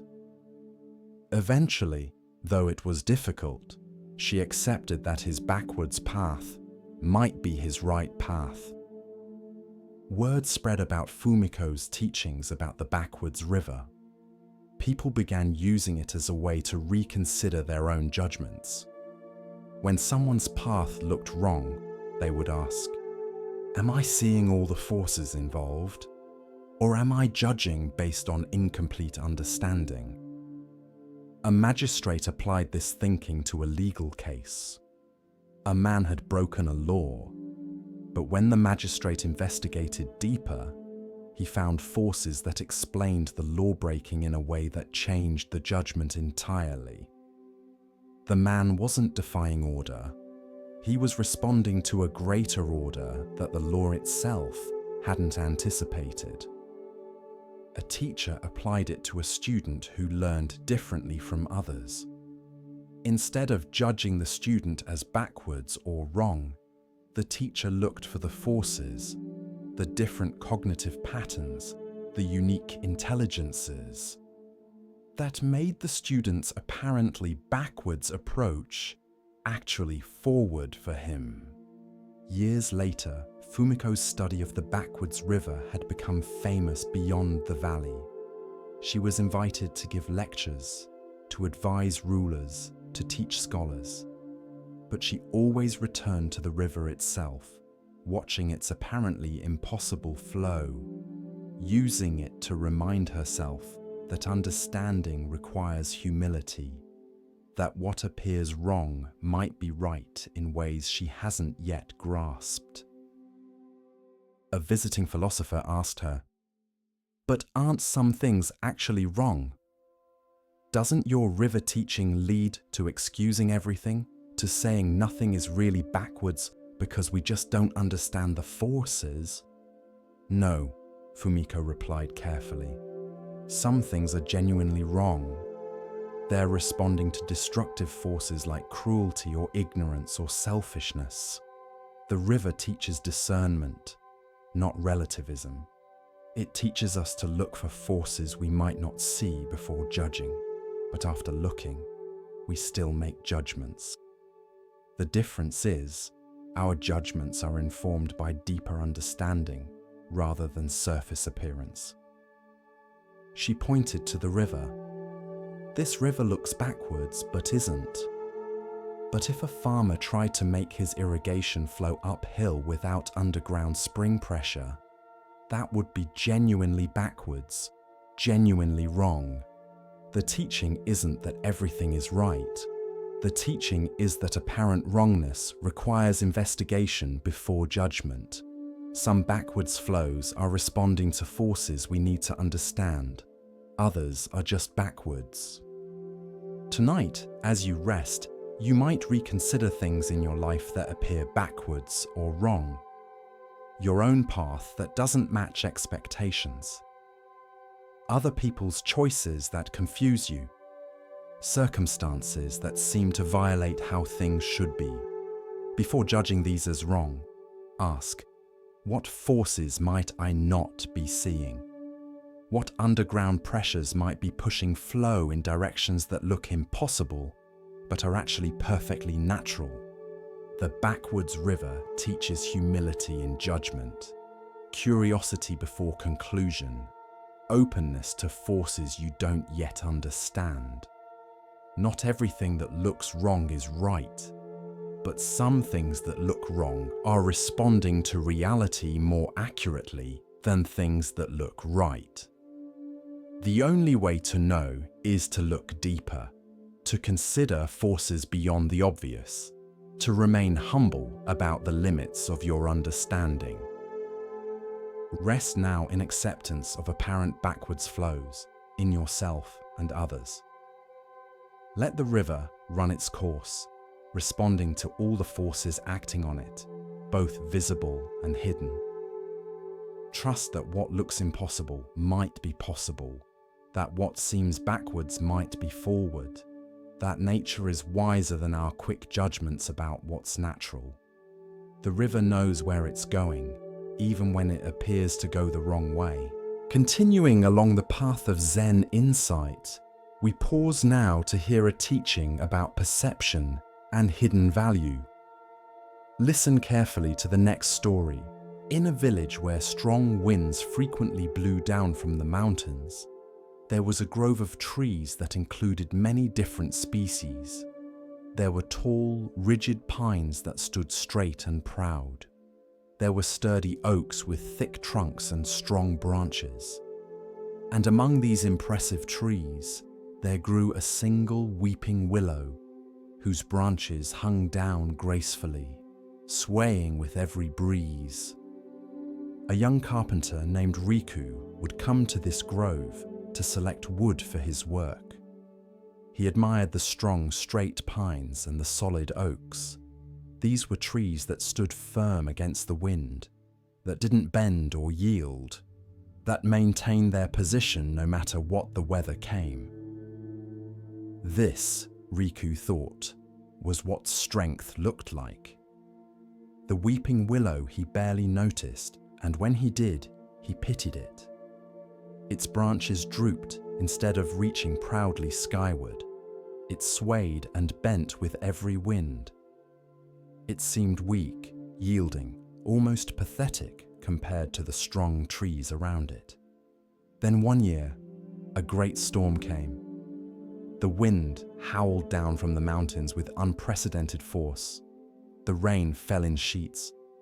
Lightning split the sky. For 3 days and 3 nights, the storm raged. When it finally passed, Riku went to the grove to see what wood might be available from fallen trees. What he found shocked him. The strong pines, so tall and proud, had snapped like twigs. Their rigid trunks had broken under the force of the wind. The sturdy oaks had been uprooted, their strong but inflexible branches torn away.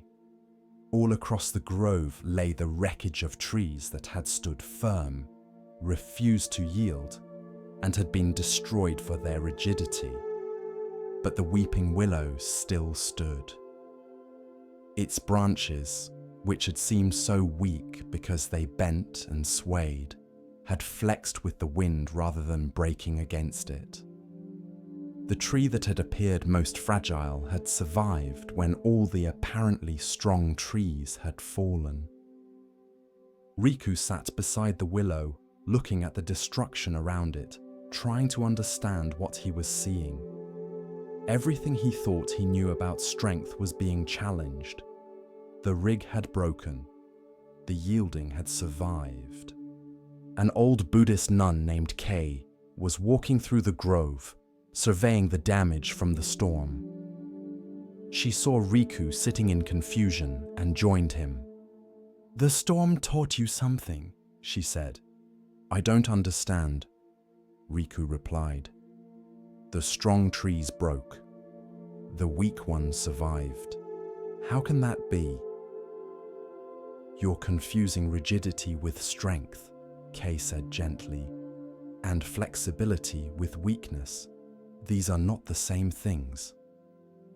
She touched one of the willow's drooping branches.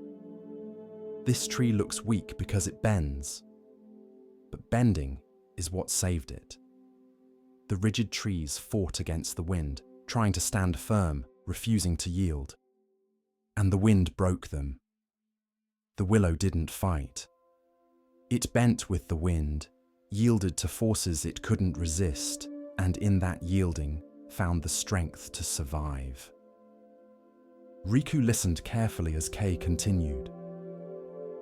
"There's a principle in martial arts called Ju, which means gentleness or flexibility. The idea is that you don't meet force with force. You don't try to be harder than what's hitting you. Instead, you yield. You move with the energy coming at you. You redirect it rather than blocking it. This isn't a weakness. It's a different kind of strength." She gestured to the broken pines. These trees were strong in one way, but their strength was brittle.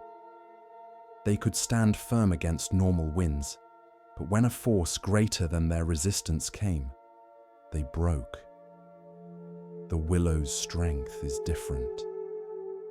It has no brittleness because it has no rigidity. It can't break because it never stops bending.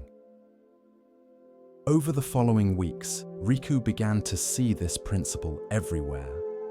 He watched how water, soft and yielding, could wear away stone over time. He noticed how the most rigid people in the village were often the most fragile when things didn't go their way. He observed how the people who could adapt and bend were often the ones who survived life's storms most intact. He changed his approach to carpentry. Instead of always seeking the hardest, most rigid woods, he began to appreciate woods with some flexibility, some give. He learned to work with the wood's natural tendencies rather than trying to force it into shapes it didn't want to take. His furniture became known for being both strong and graceful, able to bear weight while having a quality of flow and ease. But the deeper lesson was about how he lived his own life. Riku had always prided himself on being firm in his opinions, rigid in his principles, unwavering in his positions. He thought this made him strong, but he began to realize it made him brittle. When his wife suggested a different approach to something, his first instinct had always been to resist, to stand firm in his original idea. Now he began to consider, what if yielding wasn't losing? What if listening and adjusting weren't weaknesses but wisdom? When a client wanted changes to a piece he was building, instead of rigidly defending his design, he would flex, adapt, and incorporate their ideas. Often, the result was better than what he had planned. His yielding led to better outcomes than his resistance ever had. When life didn't go according to his plans, instead of fighting against reality, insisting things should be different, he began to bend with what was happening, to adapt, to find ways to work with circumstances rather than against them. A young man from the village came to Riku seeking advice. Everyone tells me I need to be strong, to stand firm, to never back down, but I don't feel strong when I do that. I feel brittle, like I'm about to break. Riku took him to see the weeping willow. The tree had grown even larger in the years since the storm, its graceful branches now spreading wide. This tree survived a storm that destroyed every tree around it, Riku said, not because it was harder or more rigid, but because it knew how to yield. Look at how it moves with this breeze. It doesn't fight the wind, it dances with it. He touched one of the branches, pulling it down and watching it spring back when he released it. True strength includes flexibility. The ability to bend without breaking, to yield without collapsing, to adapt without losing your essential nature. The willow yields, but it doesn't uproot. It bends, but it doesn't break. This is a strength that lasts. The young man asked, "But how do you know when to stand firm and when to bend? Don't some things require us to be rigid, to not yield?" "Yes," Riku acknowledged. "The willow has strong roots. It's flexible in its branches, but grounded in its foundation. The key is knowing what's essential and what's not. Your core values, your true nature, these are like the willow's roots. They ground you, but your opinions, your plans, your preferences, these can be like the branches. They can bend, adapt, Yield without threatening who you fundamentally are. He gestured to where the oak and pine had once stood. These trees tried to keep everything rigid. Every branch, every position. They couldn't distinguish between what was essential to hold firm and what could be released. So when the great test came, they lost everything. The willow knew what to hold and what to release. It held its roots and released its branches to the wind. That's wisdom. Years later, the weeping willow became a teaching symbol in the village. Parents would bring children to see it, telling them the story of the great storm. Teachers would use it to illustrate the difference between rigidity and strength.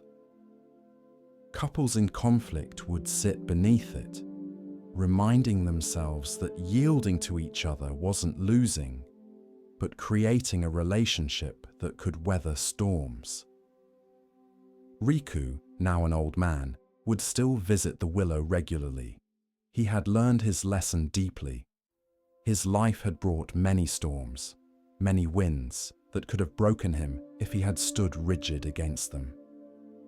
But he had learned to bend, to yield, to move with forces he couldn't resist. And like the willow, he had survived, even thrived, not despite his flexibility, but because of it. One day, a master carpenter from the capital came to the village seeking Riku's advice. "I'm known for my rigid standards, my unwillingness to compromise," the master said. "But I'm miserable, and my relationships are all strained. People say I should learn from you." Riku took him to the willow. "What do you see?" "A tree with drooping branches. It looks weak." "It's the only tree that survived the great storm. Everything that looked strong broke. This tree that looks weak stood firm, not through rigidity, but through flexibility." He let this sink in before continuing. "Your rigidity feels like strength because you're in control, imposing your will, but it's actually brittleness. When life brings forces stronger than your will, you'll break. Learn to bend. Learn to yield. Not in your core principles, but in your attachment to having everything your way. True mastery includes knowing when to stand firm and when to flow." Tonight, as you rest, notice where you're holding rigid. What positions are you gripping too tightly? What plans are you clinging to that life is asking you to release? Where might you need to be more like the weeping willow, yielding to forces you can't control, bending so you don't break? Strength isn't always about standing firm. Sometimes it's about flowing with what comes. Sometimes the greatest power is in yielding, adapting, and moving with life, rather than against it. The willow survives because it doesn't fight battles it can't win. It bends, knowing that bending isn't breaking. Let yourself bend tonight. Let yourself yield to rest, to uncertainty, to whatever is. Don't be rigid in your expectations of how this should feel or what should happen. Flow like the willow's branches in the wind, trusting that your roots are strong enough to hold you even as you move with forces beyond your control. Yielding isn't weakness, it's wisdom. And tonight, it's the way to deep rest. In a mountain monastery lived an old abbess named Ren, who kept in her private chamber an unusual mirror. The mirror was ancient, its surface darkened and worn until it reflected almost nothing. Visitors who saw it would often remark on its uselessness. "Your mirror shows nothing," they would say. "Why keep it? Get a new one that actually works." But Ren treasured this mirror and looked into it every morning. "It shows me exactly what I need to see," she would reply. though she never explained what she meant. One day, a vain young woman named Ayame came to the monastery seeking spiritual guidance. She was beautiful and knew it, spending hours each day on her appearance, constantly checking her reflection in every available surface. Her identity was completely wrapped up in her looks. During her first meeting with Ren, Ayame couldn't stop glancing at the darkened mirror, trying to catch a glimpse of herself. But the mirror showed nothing, just a dark, murky surface with barely a hint of reflection. "Your mirror is broken," Ayame said with annoyance. "Don't you want to see yourself?" "I see myself perfectly well in this mirror," Ren replied. "What do you see?" "Nothing. It's too dark." "Exactly," Ren said, and smiled. Ayame didn't understand, but as the days passed and she continued her stay at the monastery, she found herself repeatedly drawn to Ren's useless mirror. She would stand before it, searching for her reflection, finding almost nothing. It was deeply unsettling. Every other mirror showed her who she was, or at least showed her what she looked like. This mirror showed nothing. After a week, Ayame mentioned her frustration to Ren. "I hate your mirror. I keep looking into it hoping to see myself, but there's nothing there."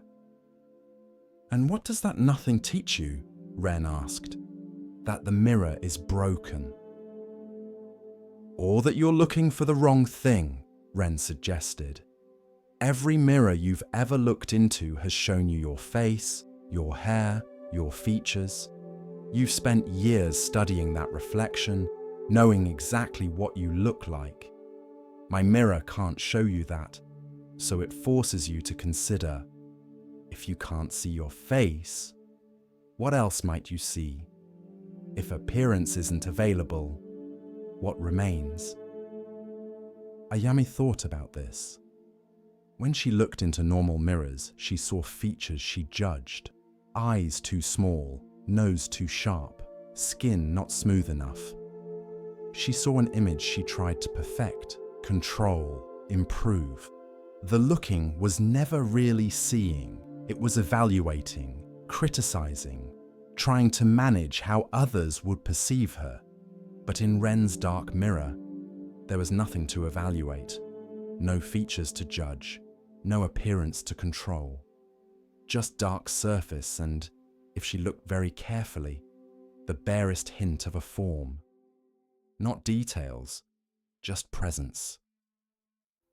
"What do you see when you look in your mirror?" Ayame asked Ren. "Nothing that can be improved or criticized," Ren replied. "Nothing that age can diminish or beauty can enhance.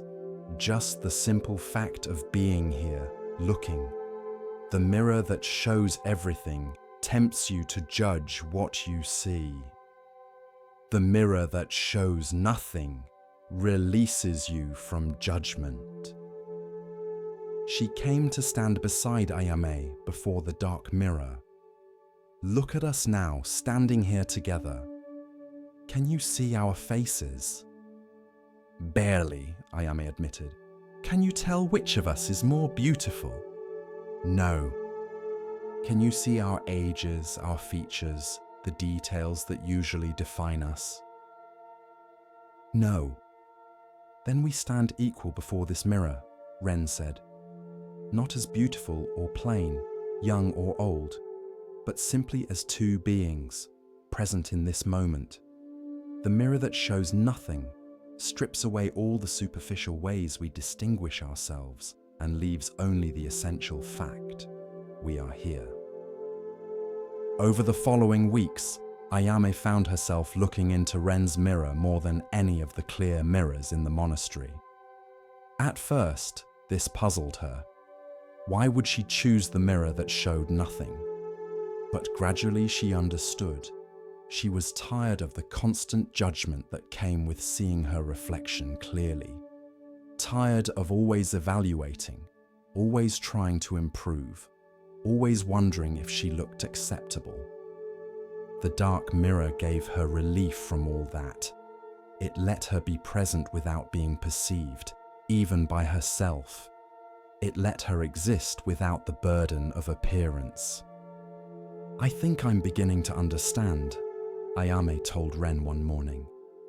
"The mirror that shows nothing is actually showing me something very important. That I exist independent of how I look.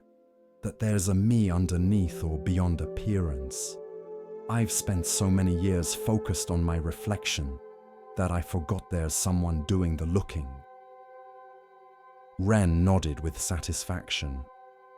"The mirror that shows everything directs your attention outward, to surface and appearance.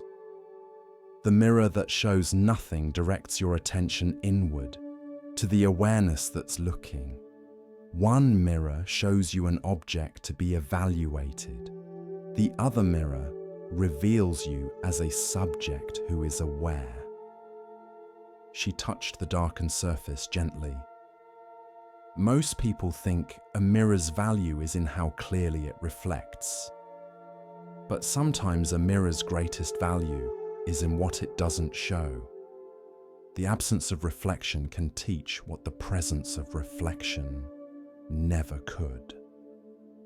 Ayame stayed at the monastery for 6 months, and during that time, her relationship with mirrors changed completely.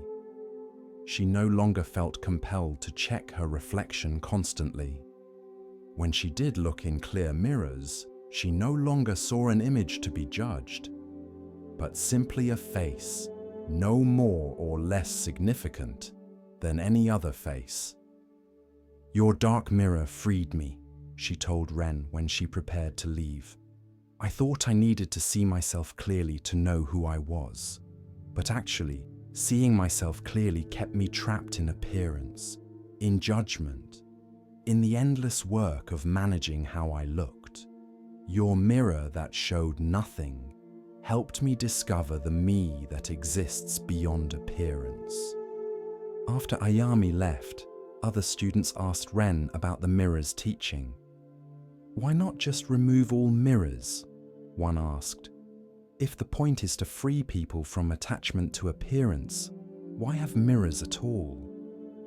"Because running from mirrors is still being controlled by them," Ren explained. "The person who avoids all mirrors is as attached to appearance as the person who constantly looks. They're just attached to not looking rather than to looking. The dark mirror teaches something different. It teaches how to look without judgment, how to be aware of appearance without being enslaved by it." She held up the darkened mirror for the students to see. "This mirror shows that appearance and essence are not the same. The clear mirror shows you appearance so clearly that you might mistake it for essence. This dark mirror removes appearance and asks, what remains? What are you when you can't see your face? That question leads to wisdom." A philosophical student asked, "But isn't the dark mirror just another form of illusion? It hides reality rather than revealing it." "Does it?" Ren replied. "The clear mirror shows you how light reflects off your features at this particular moment from this particular angle. Is that reality? Or is that also just one kind of information, one kind of seeing? The dark mirror shows you something the clear mirror can't. Your existence independent of your reflection. Both mirrors have their uses. The question is whether you're wise enough to learn from each what it has to teach." Years later, when Ren was dying, she gave the darkened mirror to her successor with specific instructions. "Keep this mirror even though students will mock it, even though visitors will offer to replace it. This mirror teaches what cannot be taught in words, that sometimes absence reveals more than presence, that sometimes nothing shows more than everything, that sometimes the greatest wisdom comes from what we cannot see rather than from what we can.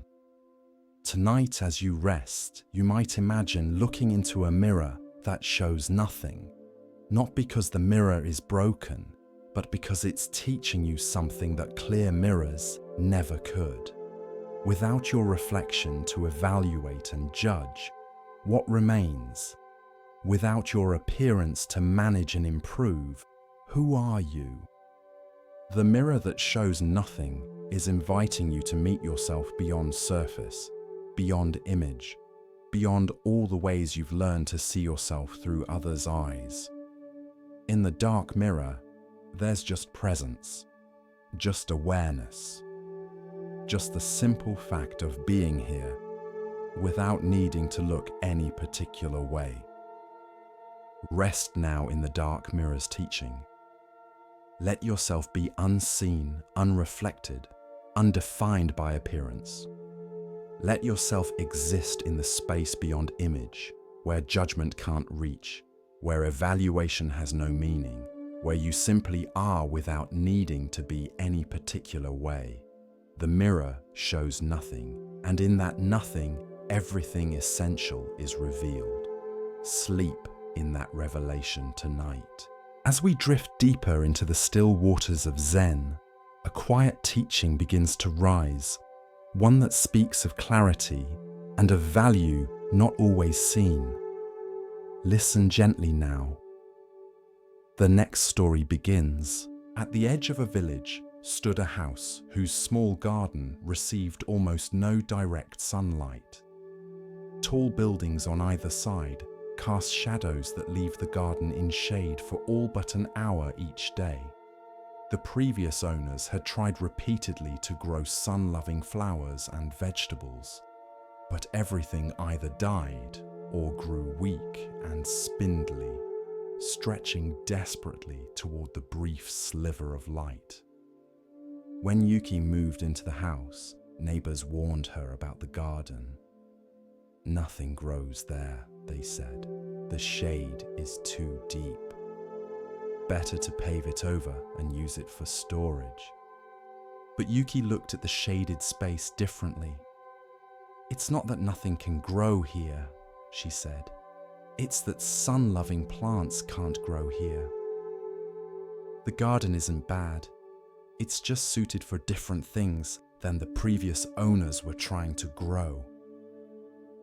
She began researching plants that thrived in shade, ferns that loved the dim moisture, hostas with broad leaves that caught what little light appeared, shade-loving flowers that bloomed in muted colors, but with delicate beauty. Instead of fighting the garden's nature, she worked with it. Within a year, Yuki's shaded garden was lush and beautiful. It didn't look like sunny gardens with their bright flowers and robust vegetables. It had a different aesthetic, subtle, cool, mysterious. The greens were deeper, the flowers were more delicate. The whole space had a quality of quiet richness that sun-blasted gardens never achieved.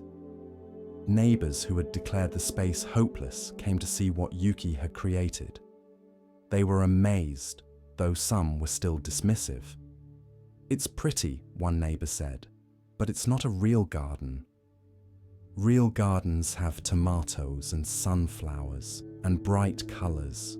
Your garden is just making the best of bad conditions." "Are it conditions bad?" Yuki asked. "Or just different conditions?" "These ferns and hostas are barely surviving. They're thriving. They're doing exactly what they evolved to do in exactly the kind of environment they need. The previous owners failed because they tried to grow sun plants in shade. I'm succeeding because I'm growing shade plants in shade." She touched a particularly lush fern. "This plant would die in full sun. It needs shade.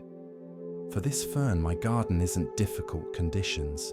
It's ideal conditions. The mistake is measuring all gardens by sun garden standards and calling everything else deficient. A young woman named Hannah, who lived nearby, was struck by this perspective. Hannah had always felt like she was growing in the shade in difficult circumstances that made the kind of success others achieved impossible for her. She had health issues that limited her energy. She lived in poverty, which restricted her opportunities. She lacked the family support that others took for granted. Everyone told her she needed to overcome these limitations, to find more light, to transform her difficult conditions into easier ones. But what if, like Yuki's garden, she just needed to stop trying to grow like a sun plant and instead discover how to thrive as a shade plant? She came to talk with Yuki about this idea. "I feel like I'm always failing," Hannah admitted, "because I can't achieve what healthy, wealthy people with family support achieve. I'm trying to grow tomatoes in shade, basically. But I don't know what the equivalent of shade plants would be for a human life." Yuki walked her through the garden, explaining her choices. "See how I chose plants that need less energy? That's like you choosing work that fits your energy levels rather than jobs that demand more than you can give. See how I selected plants that thrive in cool, moist conditions?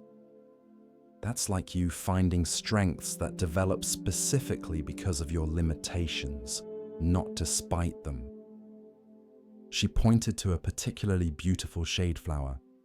This would never survive in full sun. Its delicate petals would burn. But here, protected from harsh light, it blooms with a beauty that sun lovers can't achieve. Your limitations might protect you from certain kinds of harm while allowing you to develop qualities that people in easier conditions never develop. Hannah began to reconsider her entire life. What if she stopped measuring herself by sun garden standards? What if she found shade garden ways to thrive? She had deep empathy, probably developed through her own suffering. She had patience, learned through chronic illness. She had creativity in making do with little, born from poverty. These weren't consolation prizes for failing at normal success. These were actual strengths, shade plant qualities that were valuable in themselves. She started making different choices. She took a job that paid less, but required less energy, allowing her to work sustainably rather than constantly burning out. She developed friendships with others who lived in shade, creating community with people who understood difficult circumstances. She stopped apologizing for needing things that others didn't need, recognizing that shade plants legitimately need different care than sun plants. Word spread about Yuki's garden and the perspective it represented. People who felt they were growing in difficult conditions began to see themselves differently. A man with learning disabilities stopped trying to compete in academic environments and found work that used his practical intelligence. A woman with anxiety stopped forcing herself into high-stress social situations and built a life that honored her need for quiet. A family with limited income stopped feeling inadequate for not achieving wealth and found richness in their strong relationships. The shade garden teaching, as people began to call it, spread beyond individuals to organizations. A school started creating shade garden programs for students who couldn't thrive in standard classroom environments. A business developed positions specifically designed for people with limitations that made traditional jobs difficult. A community center created spaces for people who needed accommodations that mainstream spaces didn't provide. Not everyone appreciated this perspective. Some critics said it encouraged people to accept limitations rather than overcoming them. You're telling people to give up, they argued, to accept that they can't thrive in normal conditions rather than working to change their circumstances. Yuki would answer these critics by walking them through her garden. Look at these plants. Should they be working to become sun plants? Should they be trying to overcome their shade-thriving nature? Or should they be celebrated for being excellent at what they actually are? She would point to a struggling plant that needed more light. Sometimes you do need to change conditions. This plant is genuinely in the wrong place. It needs to be moved to a more light-filled place. But most of these plants, they're exactly where they should be, thriving in conditions that sun plants would call impossible. The question isn't whether to overcome all limitations. The question is whether your limitations are like shade for a shade plant, the right conditions for your actual nature, or like shade for a sun plant, wrong conditions that need to change. A teacher named Nobuo applied this to his classroom.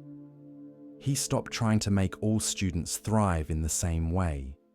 He recognized that some students were sun plants who needed bright, fast-paced, competitive environments. Others were shade plants that needed quiet, slow, supportive conditions. Trying to make shade plant students compete in sun plant ways was as futile as trying to grow ferns in full sun. He created different pathways through his curriculum, different ways to demonstrate learning, and different environments within his classroom. And he found that students he had previously considered struggling were actually thriving. They just needed shade garden conditions to show what they could do. Years later, Yuki's garden became something of a pilgrimage site for people living in difficult circumstances. They would come to see that lushness was possible even in shade, that beauty didn't require ideal conditions, that thriving could look different from what sunny gardens showed. Yuki, now elderly, would sit in her garden talking with visitors. The hardest thing, she would tell them, is stopping comparing yourself to sun gardens. Stop measuring your lushness by their standards. Stop trying to be bright when your beauty is subtle.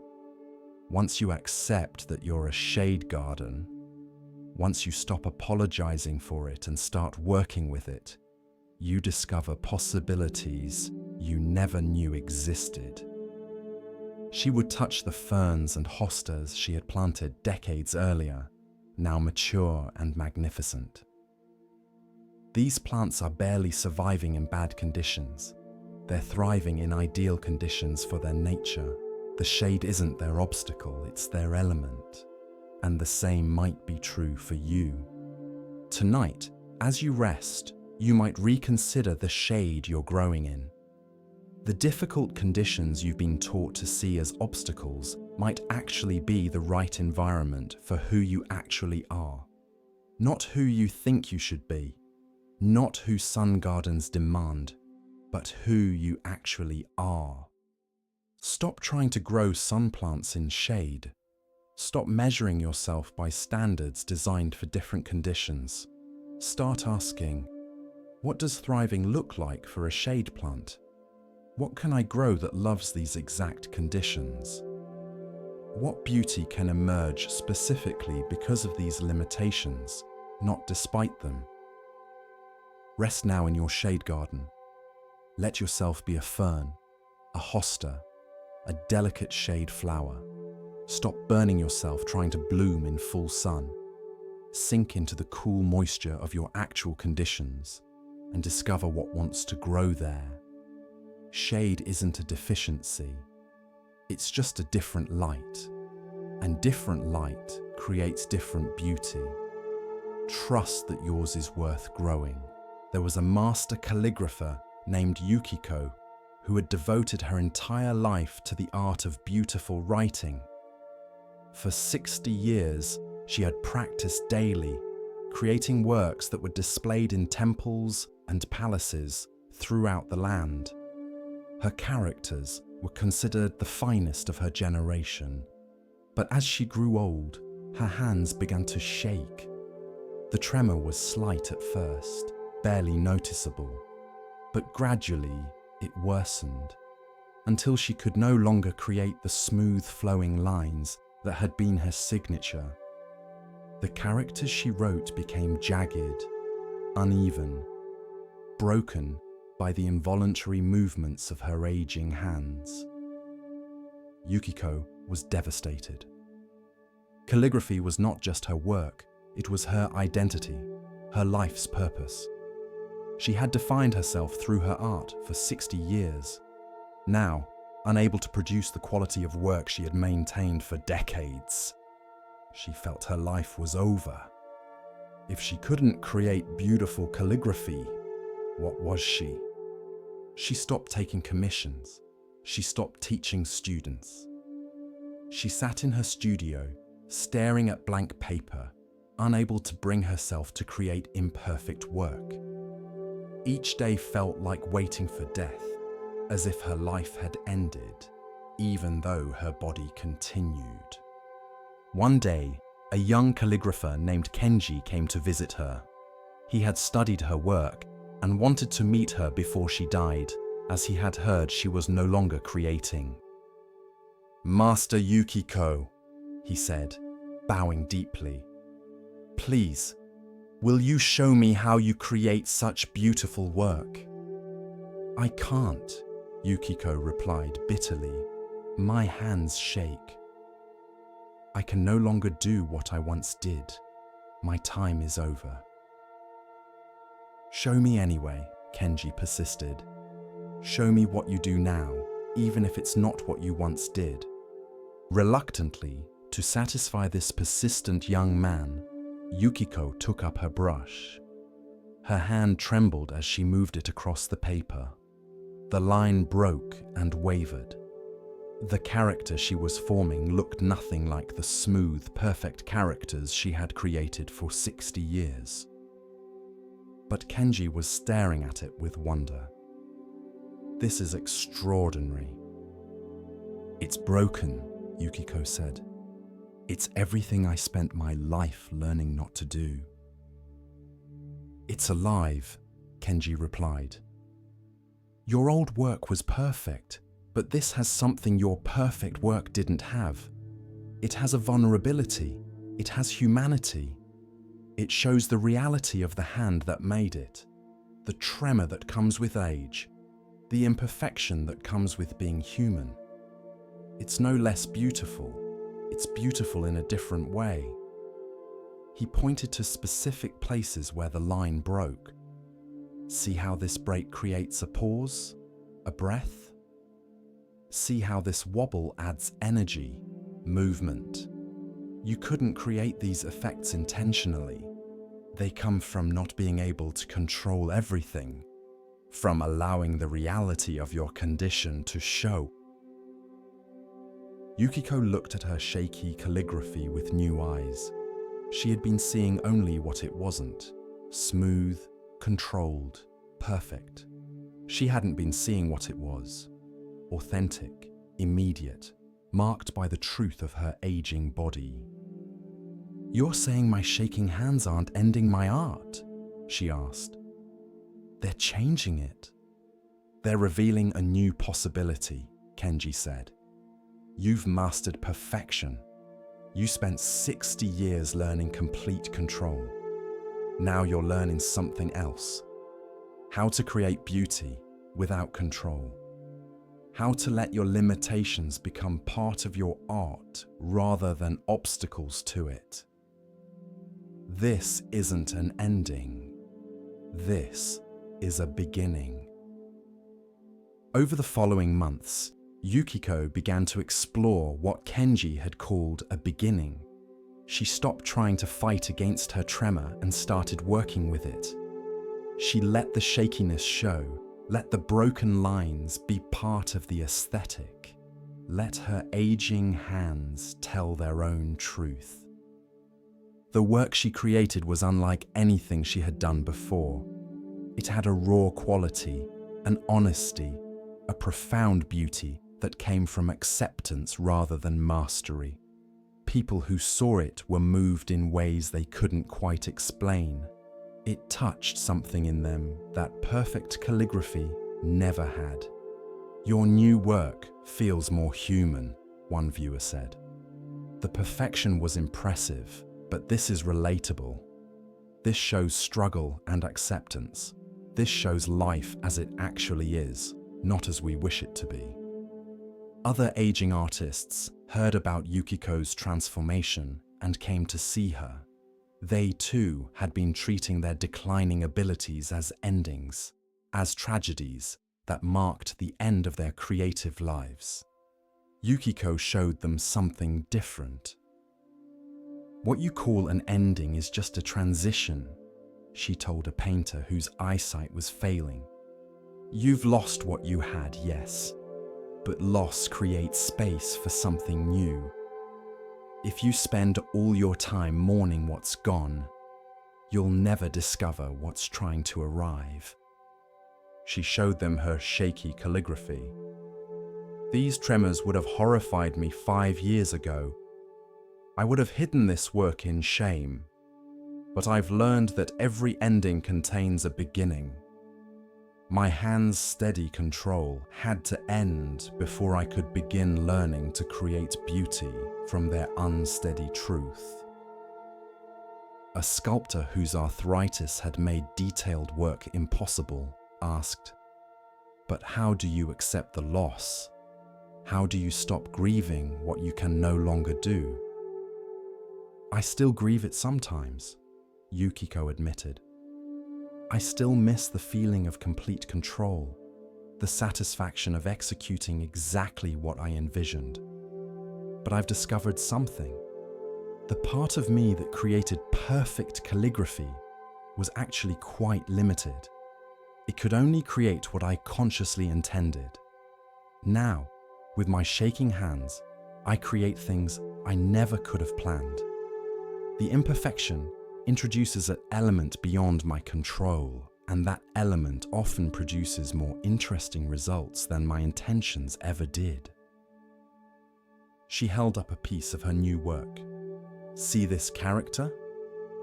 I intended it to look one way. My tremor made it look another way. And the way it actually looks is more compelling than what I planned. The beginning I'm in now includes accident, chance, collaboration with my body's wisdom rather than domination of it." Kenji, who continued to visit Yukiko regularly, said, "You've become a better artist by becoming worse at control. Your mastery now includes accepting what you can't master. That's a higher skill than perfect technique ever was." Yukiko nodded. "When I had complete control, I could only create versions of what I already knew.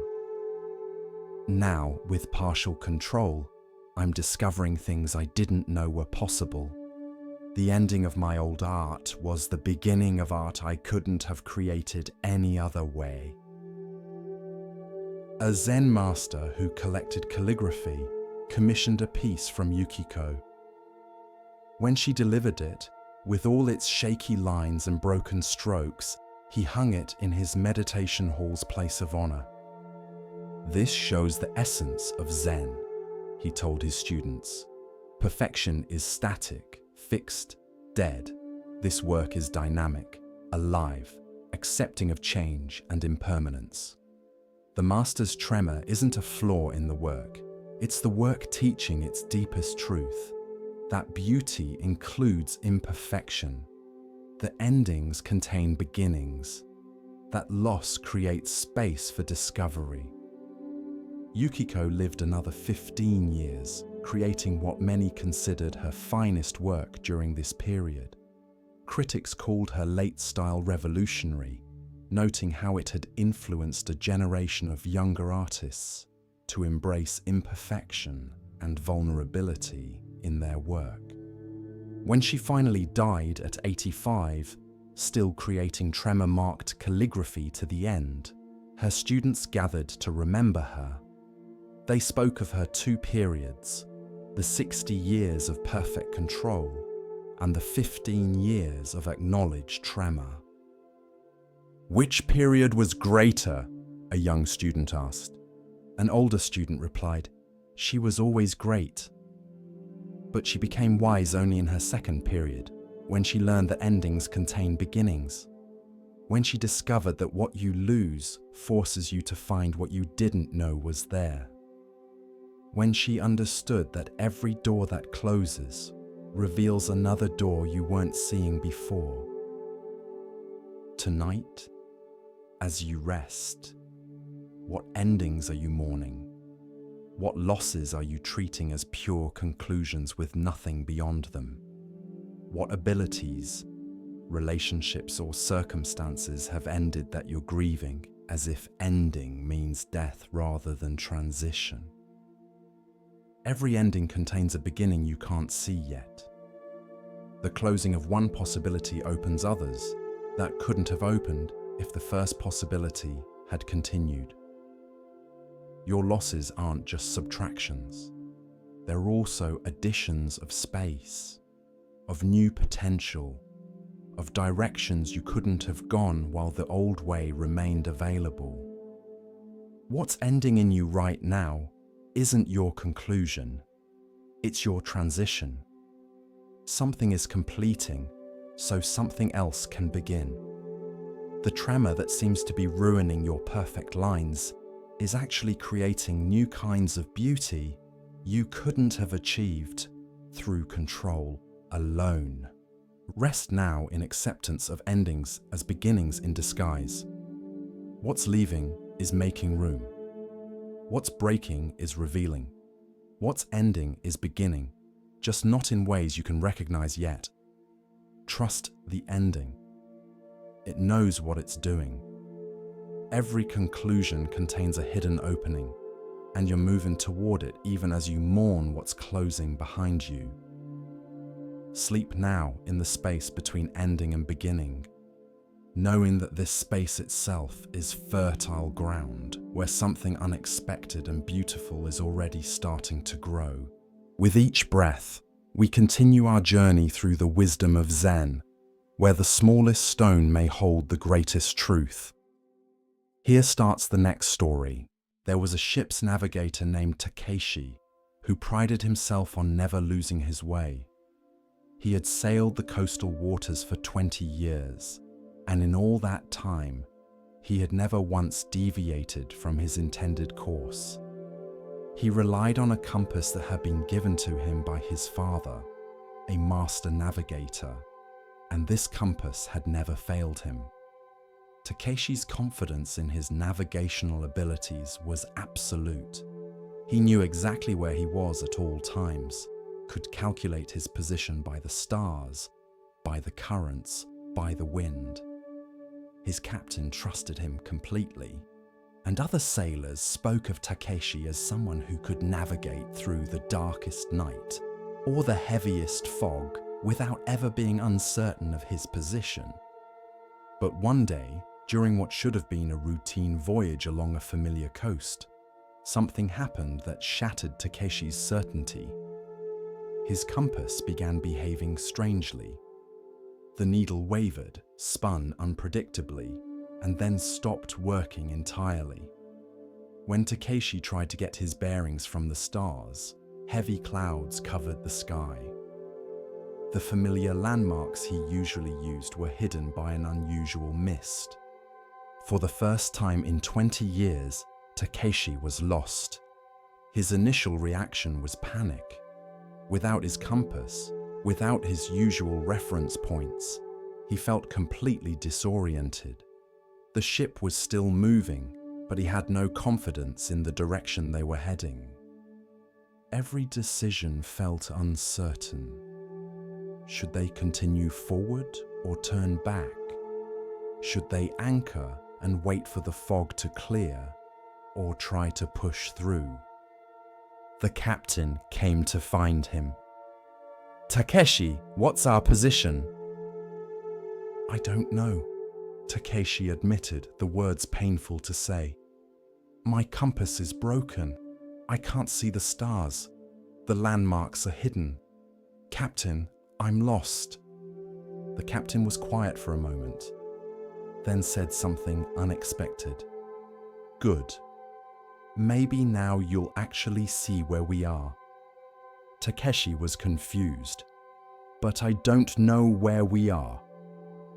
"That's the problem. You've sailed these waters for 20 years, the captain said. You've relied on your instruments and your calculations. But have you ever really looked at the water itself? Have you ever paid attention to how it feels to sail through it, rather than just measuring your position within it?" The captain walked to the rail and looked out at the misty water. "When I started sailing, I had no instruments. I learned to read the water, the wind, the subtle signs that told me where I was and where I was going. You've always had your compass, so you never develop that sense. Maybe being lost is your opportunity to find a different way of knowing."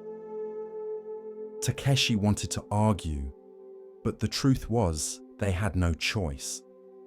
The compass was broken, and no amount of worry would fix it. He would have to navigate without his primary tool, without the certainty he had always relied on.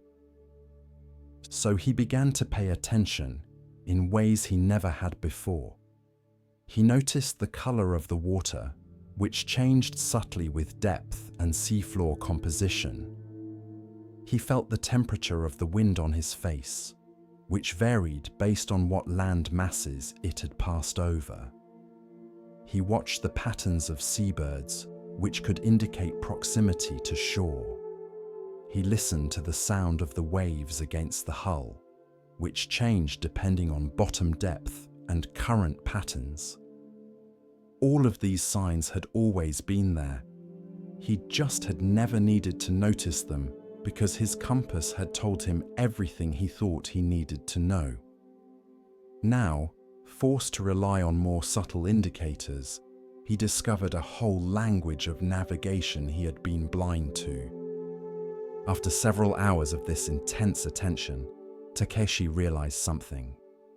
He had a sense of where they were, not the precise, measured certainty his compass had provided, but a felt sense, an intuitive knowing based on multiple subtle cues.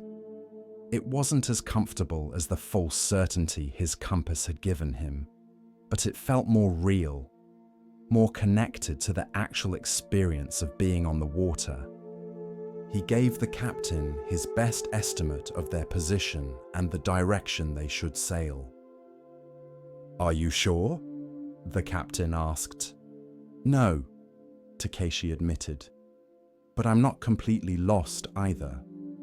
I'm somewhere in between, navigating by feel rather than by certainty." They sailed based on Takeshi's intuitive navigation. Several hours later, when the fog finally cleared, they discovered they were exactly where Takeshi had estimated, perhaps even more accurately positioned than if he had been rigidly following his compass bearing. A Zen monk was traveling on the ship, making a pilgrimage to a distant temple. He had watched Takeshi's struggle with interest. That evening, he approached the navigator. "You've learned something valuable today," the monk said. "I've learned that I've been overly dependent on my tools," Takeshi replied. "That's a humbling lesson." "More than that," the monk said. "You've learned that there are different kinds of knowing. The compass gave you one kind, precise, measurable, certain, but it was a narrow knowing. It told you your position, but nothing about the water you were moving through, the wind you were sailing on, the life of the ocean around you." He looked out at the darkening water. When you lost that narrow certainty, you found a broader knowing. Less precise perhaps, but more connected, more alive, more responsive to what's actually happening rather than what should be happening according to your instruments. Takeshi thought about this.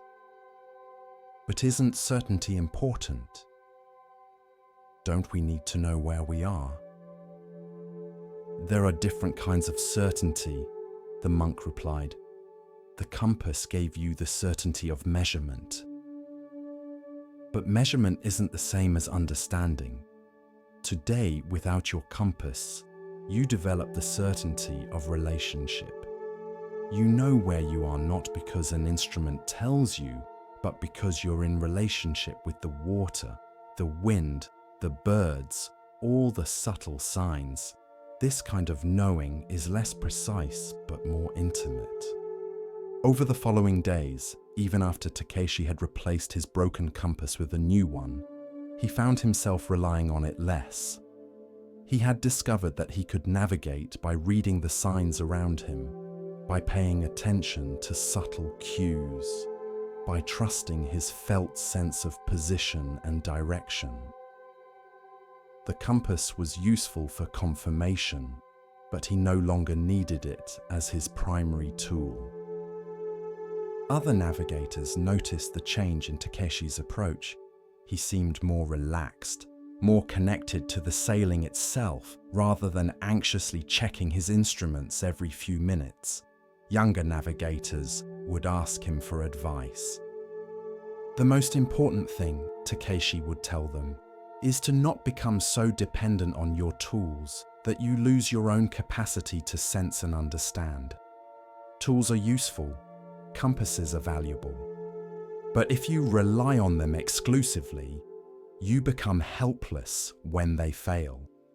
And more than that, you miss the actual experience of navigating, of being in relationship with the water you're moving through.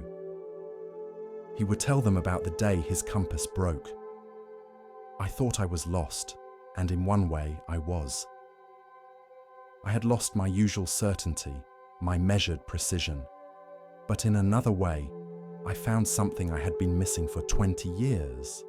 I found direct contact with the elements I was navigating through. I found a different kind of knowing that doesn't come from instruments but from attention and relationship. One young navigator asked, "But what if you're wrong? What if you follow your intuition and it leads you astray?" "That can happen," Takeshi admitted. "Just as following a compass can lead you astray if the compass is broken or if there's magnetic interference you don't know about. No method is perfect. But when you're navigating by attention and relationship, you notice when things don't feel right. You can adjust. When you're blindly following an instrument, you might sail confidently in the wrong direction without realizing it until it's too late." Years passed, and Takeshi's reputation changed.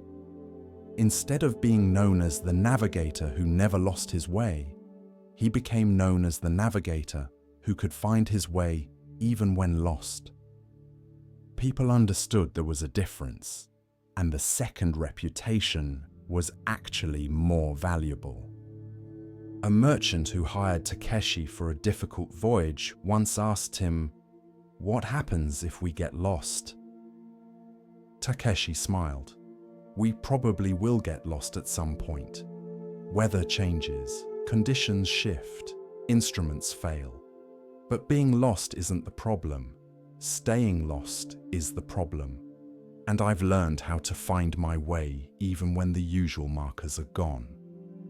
Being lost has become part of how I navigate, not something I try to prevent at all costs." The voyage was indeed difficult, with unexpected storms and compass problems.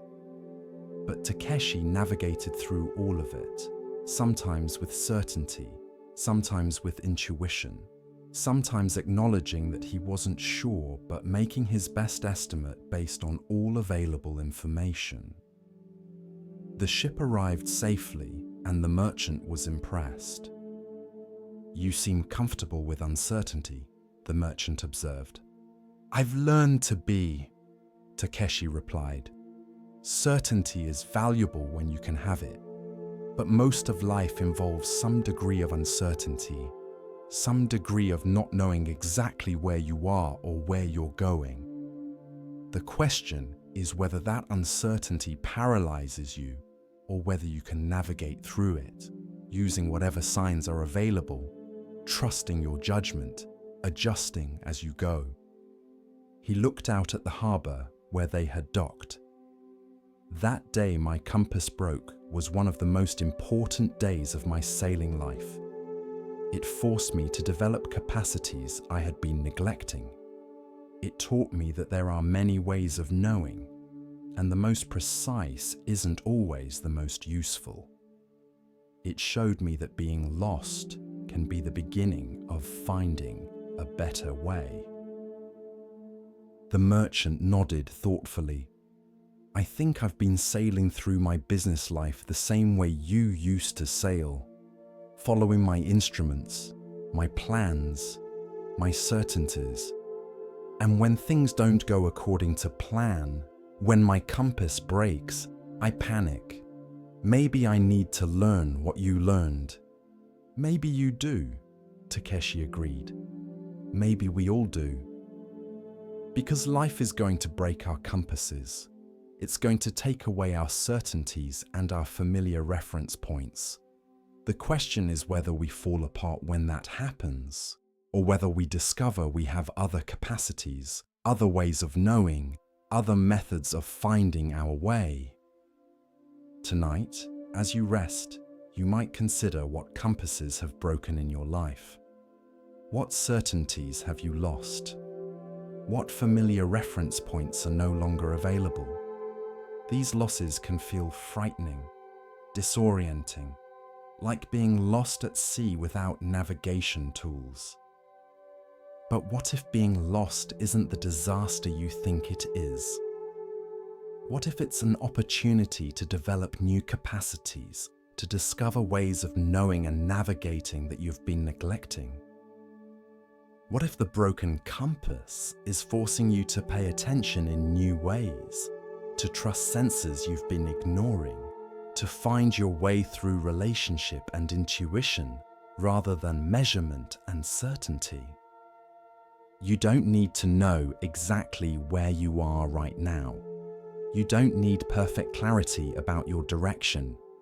You're not lost in a catastrophic sense.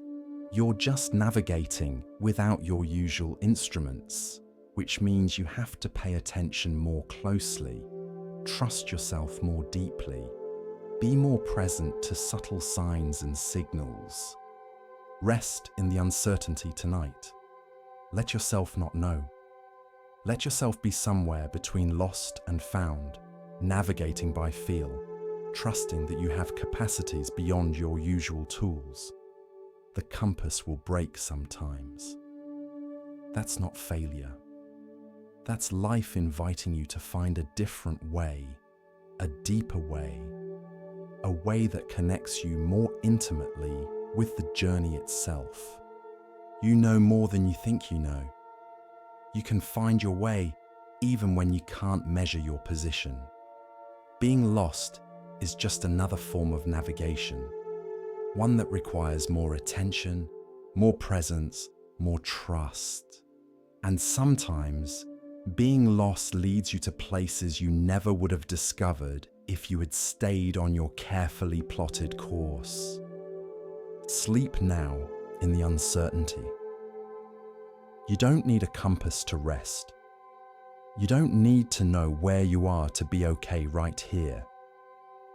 Let yourself drift without reference points, trusting that you'll find your way when morning comes, not through certainty, but through attention, not through instruments, but through relationship with whatever each moment brings.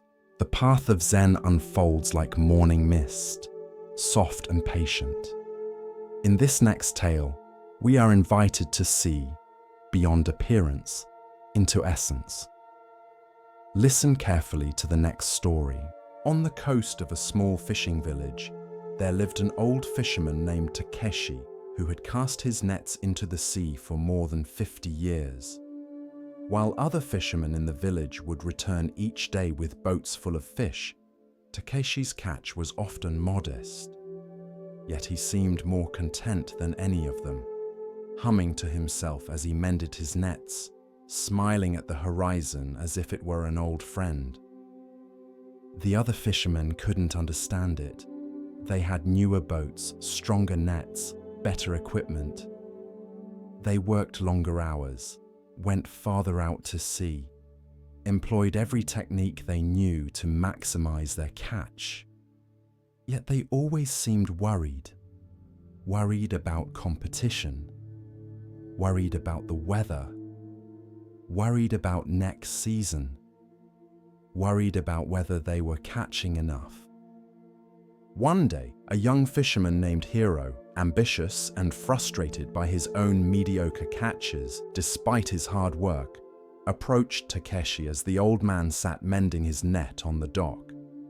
"Old uncle," Hiro said, using the term of respect though they weren't related, "may I ask you something?" Takeshi looked up, his weathered face crinkling into a smile. "Of course, young one. Sit." Hiro sat beside him, watching the old man's gnarled fingers work the net with practiced ease. "How do you stay so peaceful? Your catch is often smaller than ours, yet you never seem worried. You never seem to be rushing or striving. What is your secret?" Takeshi held up a section of his net, spreading it between his hands so the light came through the gaps. "Tell me, Hiro, what is a net made of?" Hiro looked at the net, confused by the simple question. "Rope, I suppose.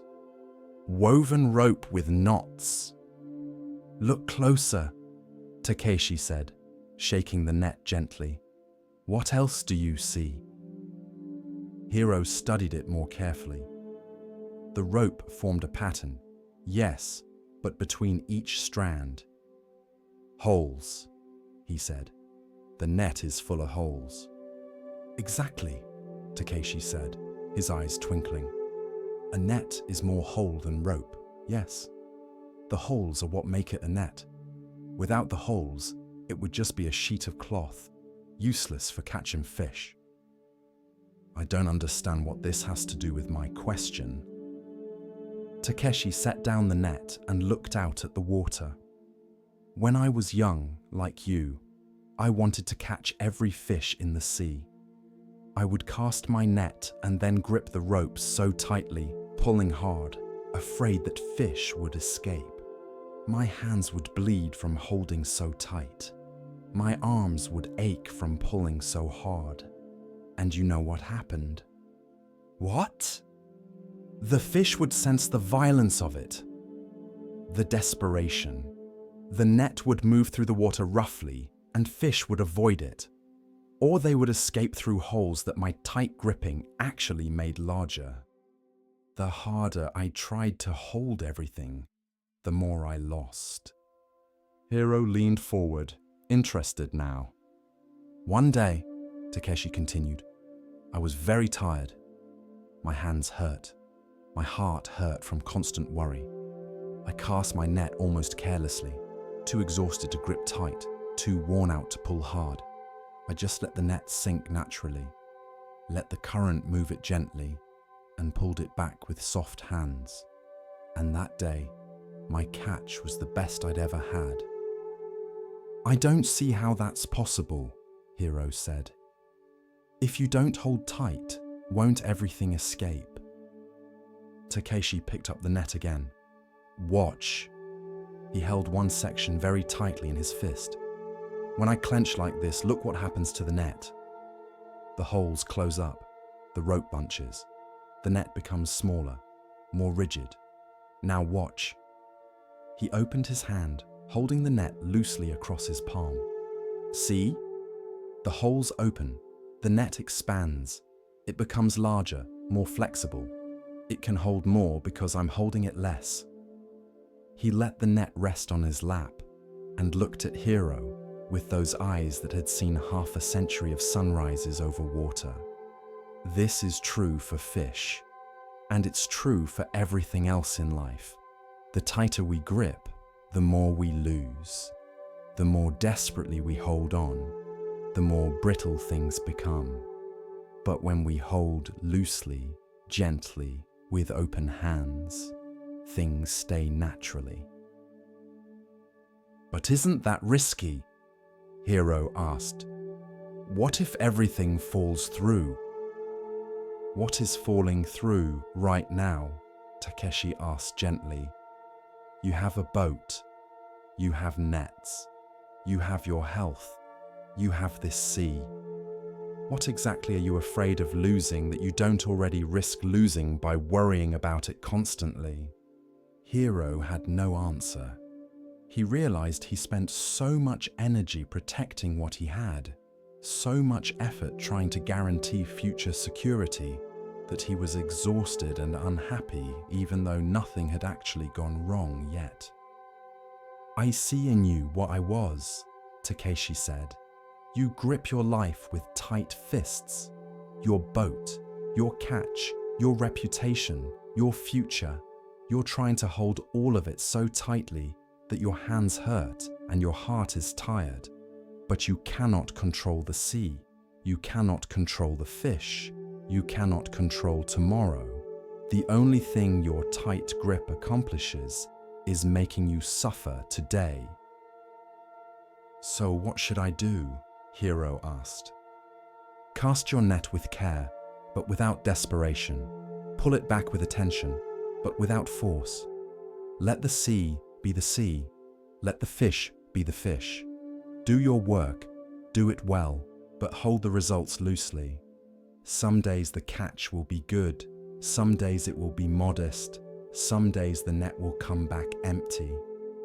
All of this is part of fishing, part of life.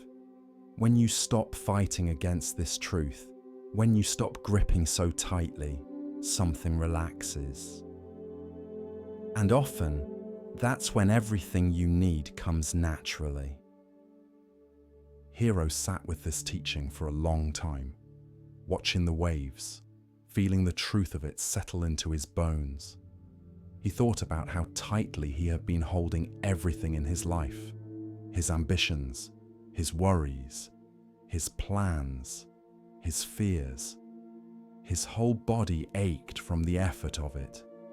The next morning, when Hero went out to fish, he tried something different. He cast his net with the same care as always, but without the desperate energy he usually brought. He didn't clench the ropes. He didn't pull with all his might. He simply allowed the net to do what a net does, and he guided it gently back to the boat. His catch that day wasn't dramatically bigger, but he noticed something else. The work felt easier. His shoulders didn't ache as much. His mind wasn't churning with anxiety.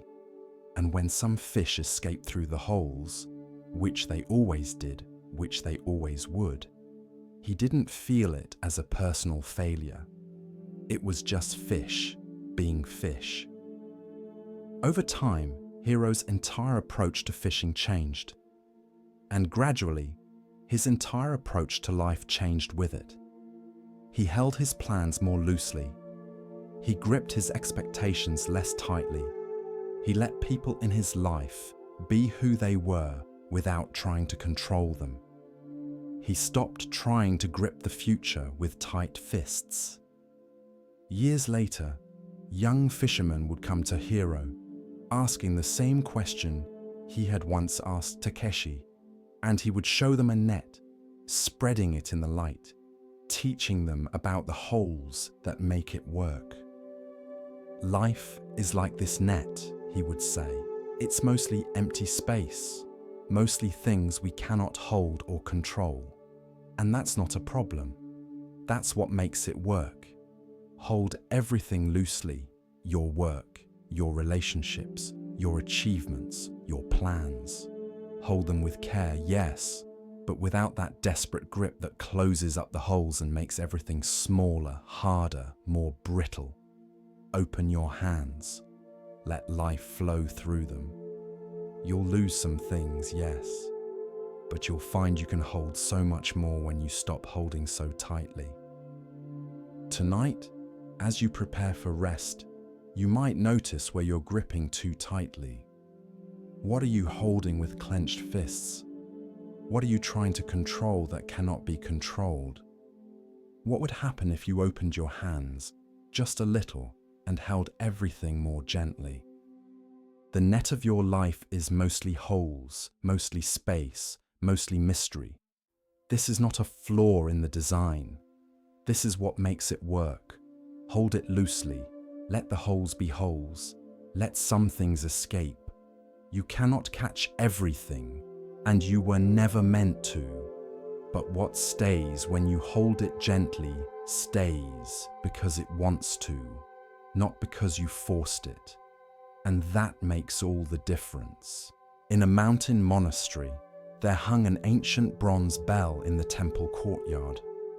For 300 years, this bell had marked the rhythms of monastic life, calling monks to meditation at dawn, to meals at midday, to evening prayers as the sun set behind the peaks.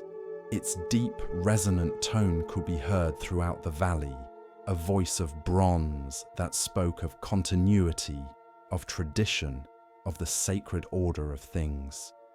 The monastery's youngest monk, a boy named Jairo, who had arrived only months before, had never known silence.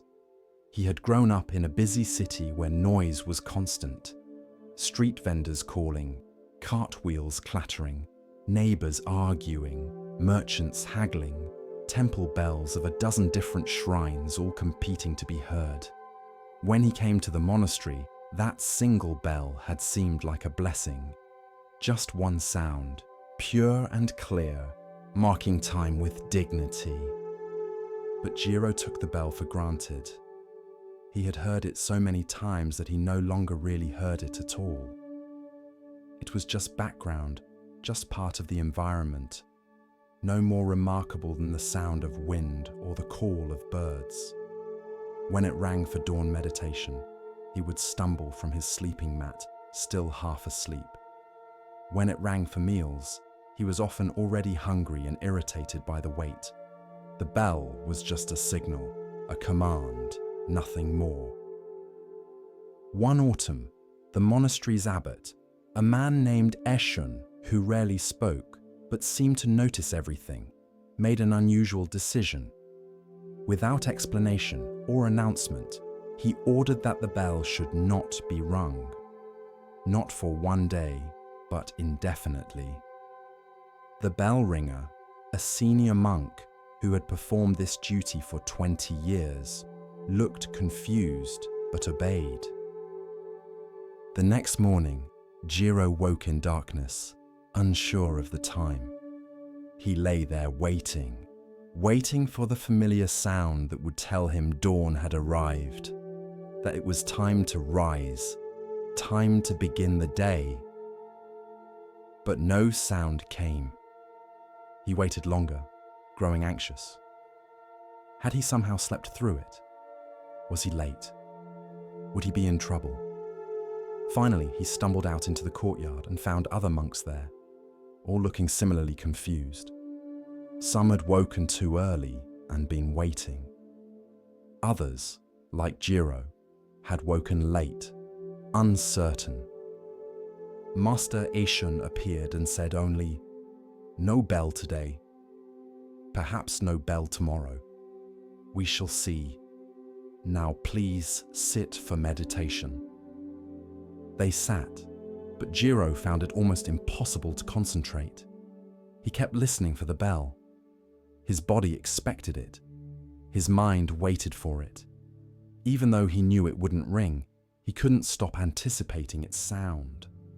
The silence where the bell should have been was louder than the bell itself had ever been. At midday, there was no bell to call them to their meal. Some monks arrived too early and had to wait. Others came too late and found the food already distributed. The careful rhythm of the day, which had been marked by the bell for 300 years, had suddenly disappeared. Time became elastic, uncertain, strange. Evening came with no bell to mark the day's transition into night.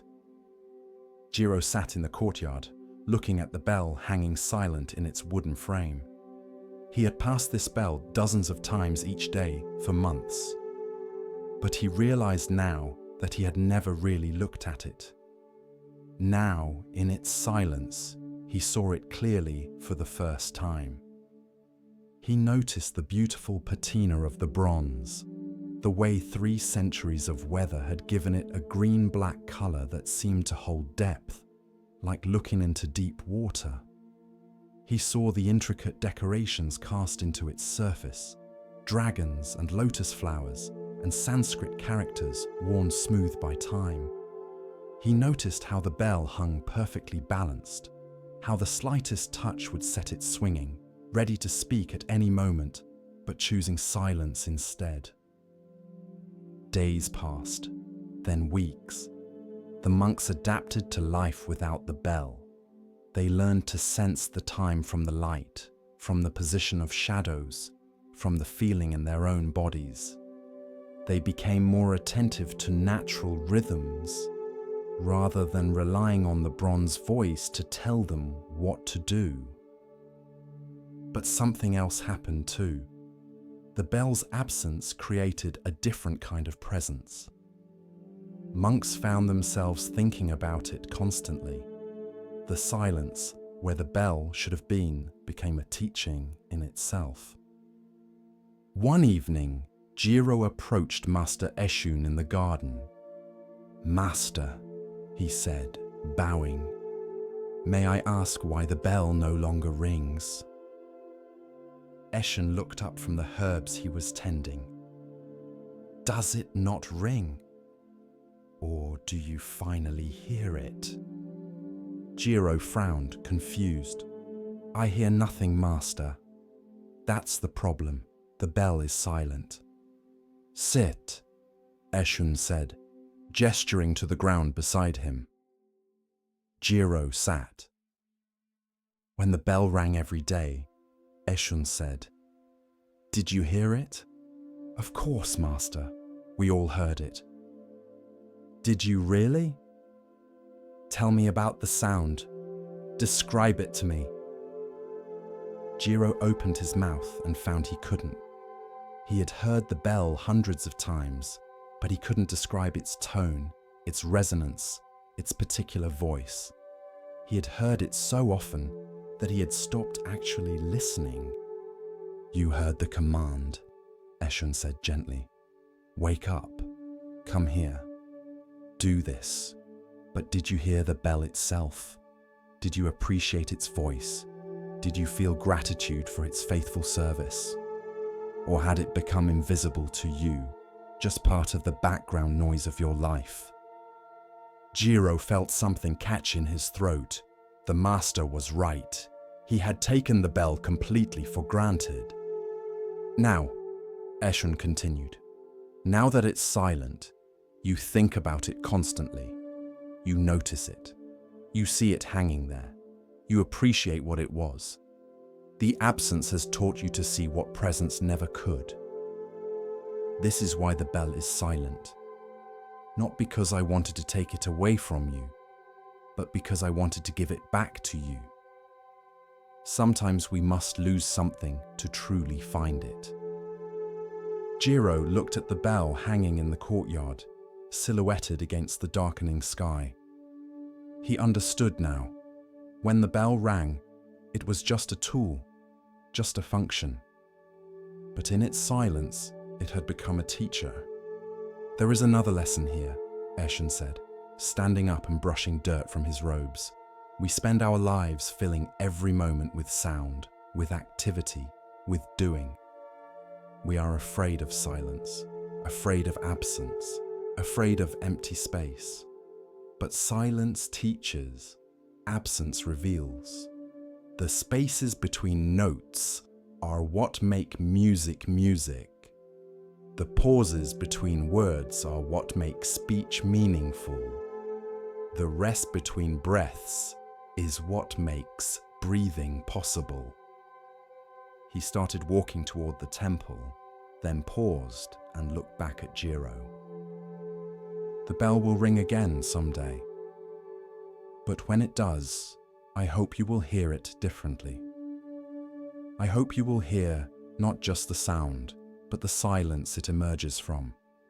Not just the command it carries, but the gift it offers. And I hope you will remember that sometimes the deepest teaching comes not from what is present, but from what is absent. That night, lying on his sleeping mat, Jiro listened to the silence where the bell should have been. But it wasn't really silence, he realized. He could hear wind moving through trees. He could hear his own breathing. He could hear the small sounds of the monastery settling into sleep. These sounds had always been there, but the bell had covered them. Its absence revealed a whole world of subtle sound he had never noticed. 3 months later, on the first morning of winter, Master Ishan gave the signal. The bell rang again. The sound that rolled across the courtyard was the most beautiful thing Jiro had ever heard. It was deep and rich and full of resonance. It spoke of time and patience and faithful service. It spoke of continuity and change. It spoke of presence and absence, sound and silence, all woven together. Tears came to Jiro's eyes as he listened. He wasn't crying from sadness, but from the overwhelming beauty of finally, truly hearing something he had taken for granted for so long. From that day forward, every time the bell rang, Jiro would pause, really pause, and listen. And in listening to the bell, he learned to listen to everything more deeply. He learned that things reveal themselves most fully when we risk losing them. He learned that absence can be a kind of presence. He learned that what we take for granted becomes invisible until it's taken away. Years later, when Jiro became the bell ringer himself, he would sometimes let a full day pass in silence, just as Master Eshun had done. The younger monks would complain, would feel lost without their marker, their signal, their command. And Jiro would smile, remembering his own confusion, his own eventual understanding. The bell is always teaching, he would tell them, in sound and in silence, in presence and in absence. When you learn to hear both, you begin to understand that they are not opposites, but partners in the same dance. As you settle into rest tonight, you might notice what's absent from this moment, not in a sad way, but with curiosity. What sounds are you not hearing? What worries are not present right now? What problems are not demanding your attention in this very instant? Absence has gifts to offer. The space where sound isn't is what makes sound possible. The silence where words aren't is what makes words meaningful. The emptiness where thought isn't is what makes awareness possible. Let yourself rest in what's not here, not as loss, but as space. Empty space, silent space, open space.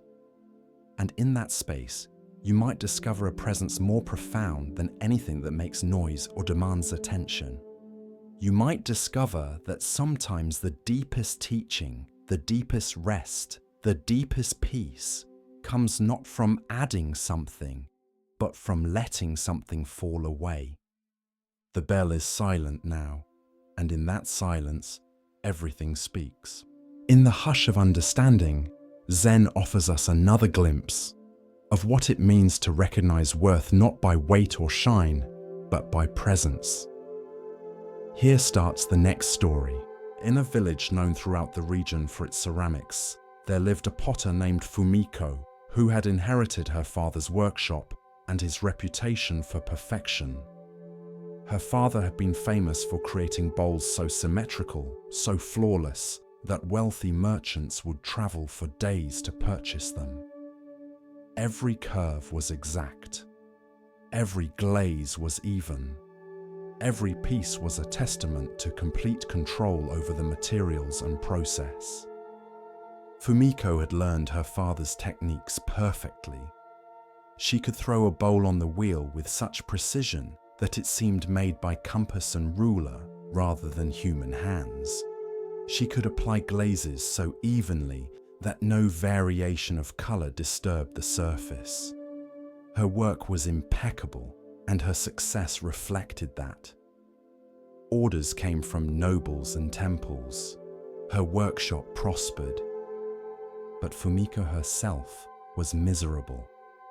Each piece she created felt lifeless to her, though she couldn't explain why. They were beautiful, yes, perfect, certainly, but holding one of her bowls felt like holding a cold stone. There was no warmth in them, no personality, no soul.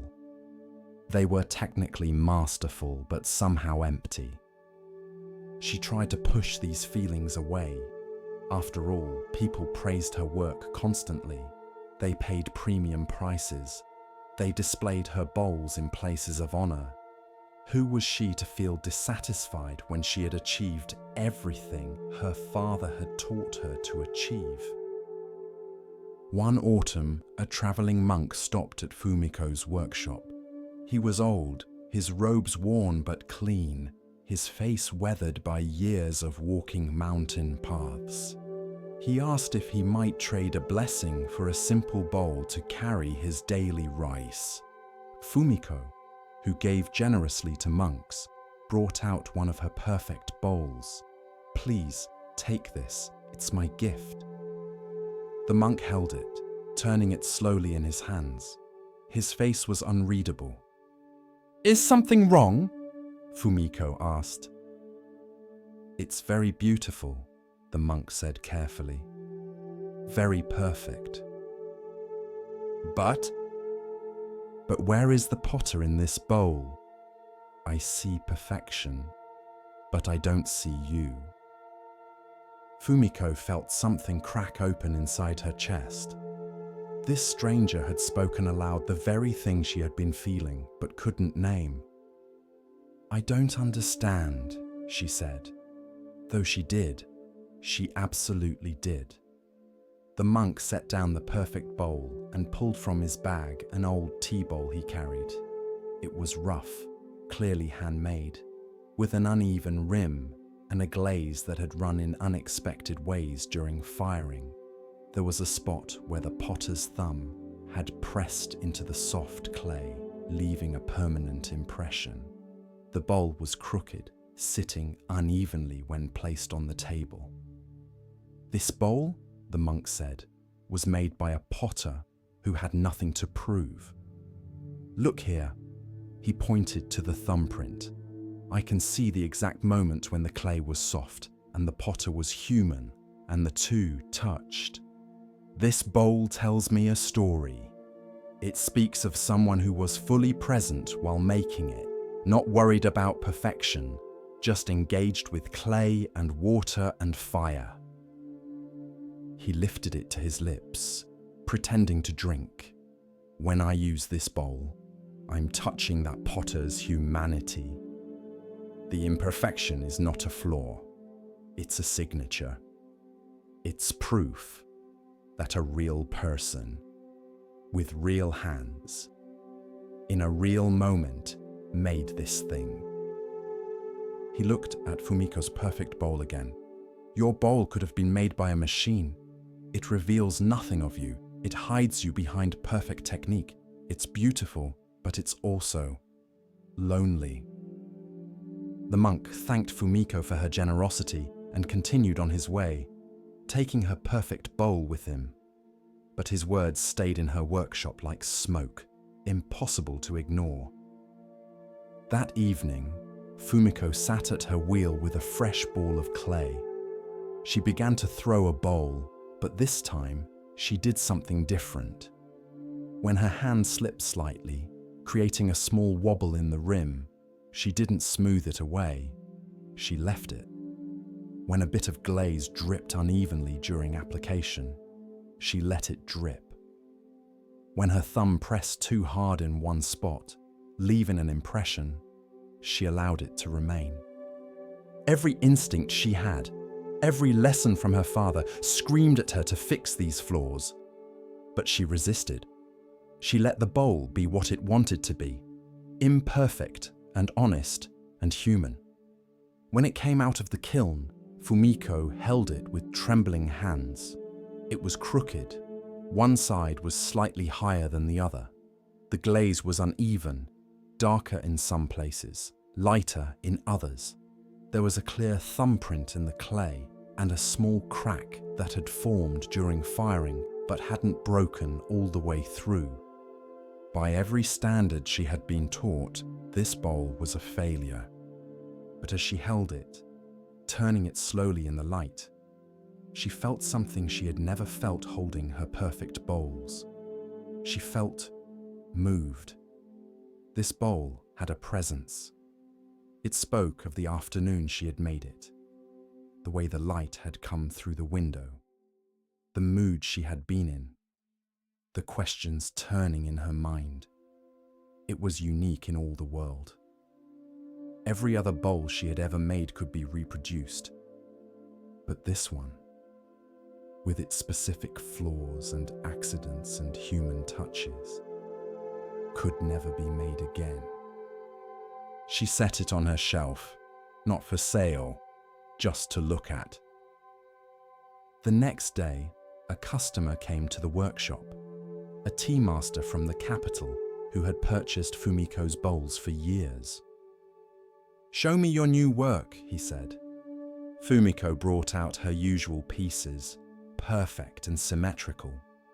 But the tea master's eyes drifted past them to the crooked bowl on the shelf.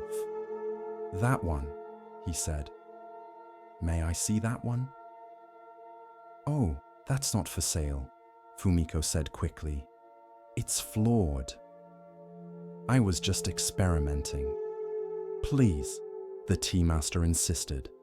Reluctantly, Fumiko brought down the crooked bowl. The tea master held it, and his face transformed. He turned it slowly, examining every imperfection with what looked like delight. "This," he said softly, "is the first piece of yours that has made me feel something. Your other bowls are impressive. They showcase your skill. But this bowl has wabi-sabi." Wabi-sabi? Fumiko had heard the term, but never fully understood it. "The beauty of imperfection," the tea master explained. "The aesthetic of the impermanent, the incomplete, the imperfect. In tea ceremony, we value this quality above all others. A perfect bowl is cold. It intimidates.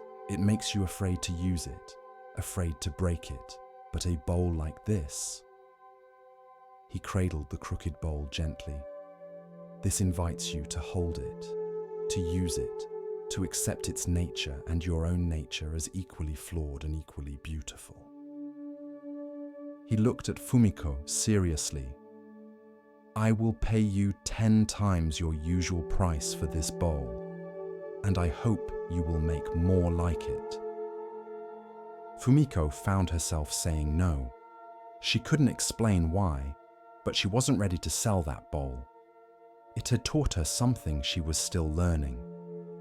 Over the following months, Fumiko began to experiment with allowing imperfection. Not sloppiness, she still worked with care and skill, but she stopped trying to control every variable. She let the clay speak. She let the fire decide some things. She let her own humanity show in the work. Some pieces came out more crooked than others. Some were more symmetrical. No two were alike. And all of them had something her perfect bowls had never had. They had soul. They had presence. They reveal the person who made them. Her old customers were confused at first. Some stopped coming, wanting only the perfection they had come to expect. But new customers arrived, people who understood wabi-sabi, who valued authenticity over perfection, who wanted to hold a bowl that felt alive rather than ideal. One day, years later, a young potter came to Fumiko's workshop seeking to apprentice. The young woman looked around at the various bowls and asked the question Fumiko had once silently asked herself. "Which of these is your best work?" Fumiko picked up a bowl that leaned noticeably to one side, its glaze running in unexpected rivulets, a clear fingerprint visible in the clay. "This one," she said, "not because it's most technically accomplished, but because it's most true. See this wobble? I made this bowl on a day when I was sad about something I can no longer remember. My hands were unsteady, and the clay recorded that unsteadiness. This isn't a flaw, it's a diary entry in clay. It's proof that I was alive, was feeling something, was human when I made it." She set the bowl down gently. "For years, I made perfect bowls that could have been made by anyone with sufficient skill. But these imperfect bowls? These could only have been made by me, on these specific days, in these specific moments. The crooked bowls are my truest work because they hide nothing. They reveal everything, my moods, my doubts, my humanity, and in doing so, they give others permission to accept their own imperfection too." The young potter picked up the crooked bowl, feeling its uneven weight, seeing her own reflection distorted in its irregular glaze. "So, you're saying," she began slowly, "that the goal isn't perfection?" "The goal is presence," Fumiko replied. "When you're trying to be perfect, you're not really there. You're thinking about what you should be doing, what the result should look like, whether you're succeeding or failing. But when you let go of perfection and just engage fully with the material, with the process, with the moment, that's when you make something real. That's when your work becomes art instead of just craft."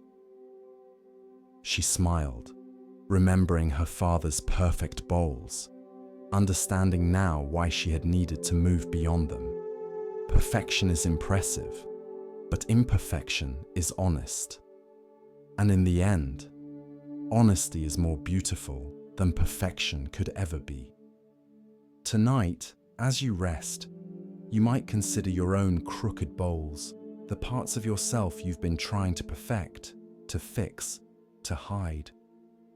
What if those imperfections aren't flaws to be corrected, but signatures to be accepted? What if the wobble in your voice, the unevenness of your journey, the visible marks of your struggles are not evidence of failure, but proof of authentic living? You are not a machine-made bowl, smooth and perfect and identical to 1,000 others. You are handmade, unique, bearing the clear imprint of everything you've experienced. Your imperfections tell your story. They make you irreplaceable. Rest now in your own crooked beauty. Let yourself be imperfect, incomplete, impermanent. Let yourself be human. This is not a flaw in your design. This is the design itself, and it's more beautiful than perfection could ever be. As the lantern of awareness glows a little brighter, we come to a tale about seeing with more than the eyes. Let the stillness guide you now, and listen carefully to the next story.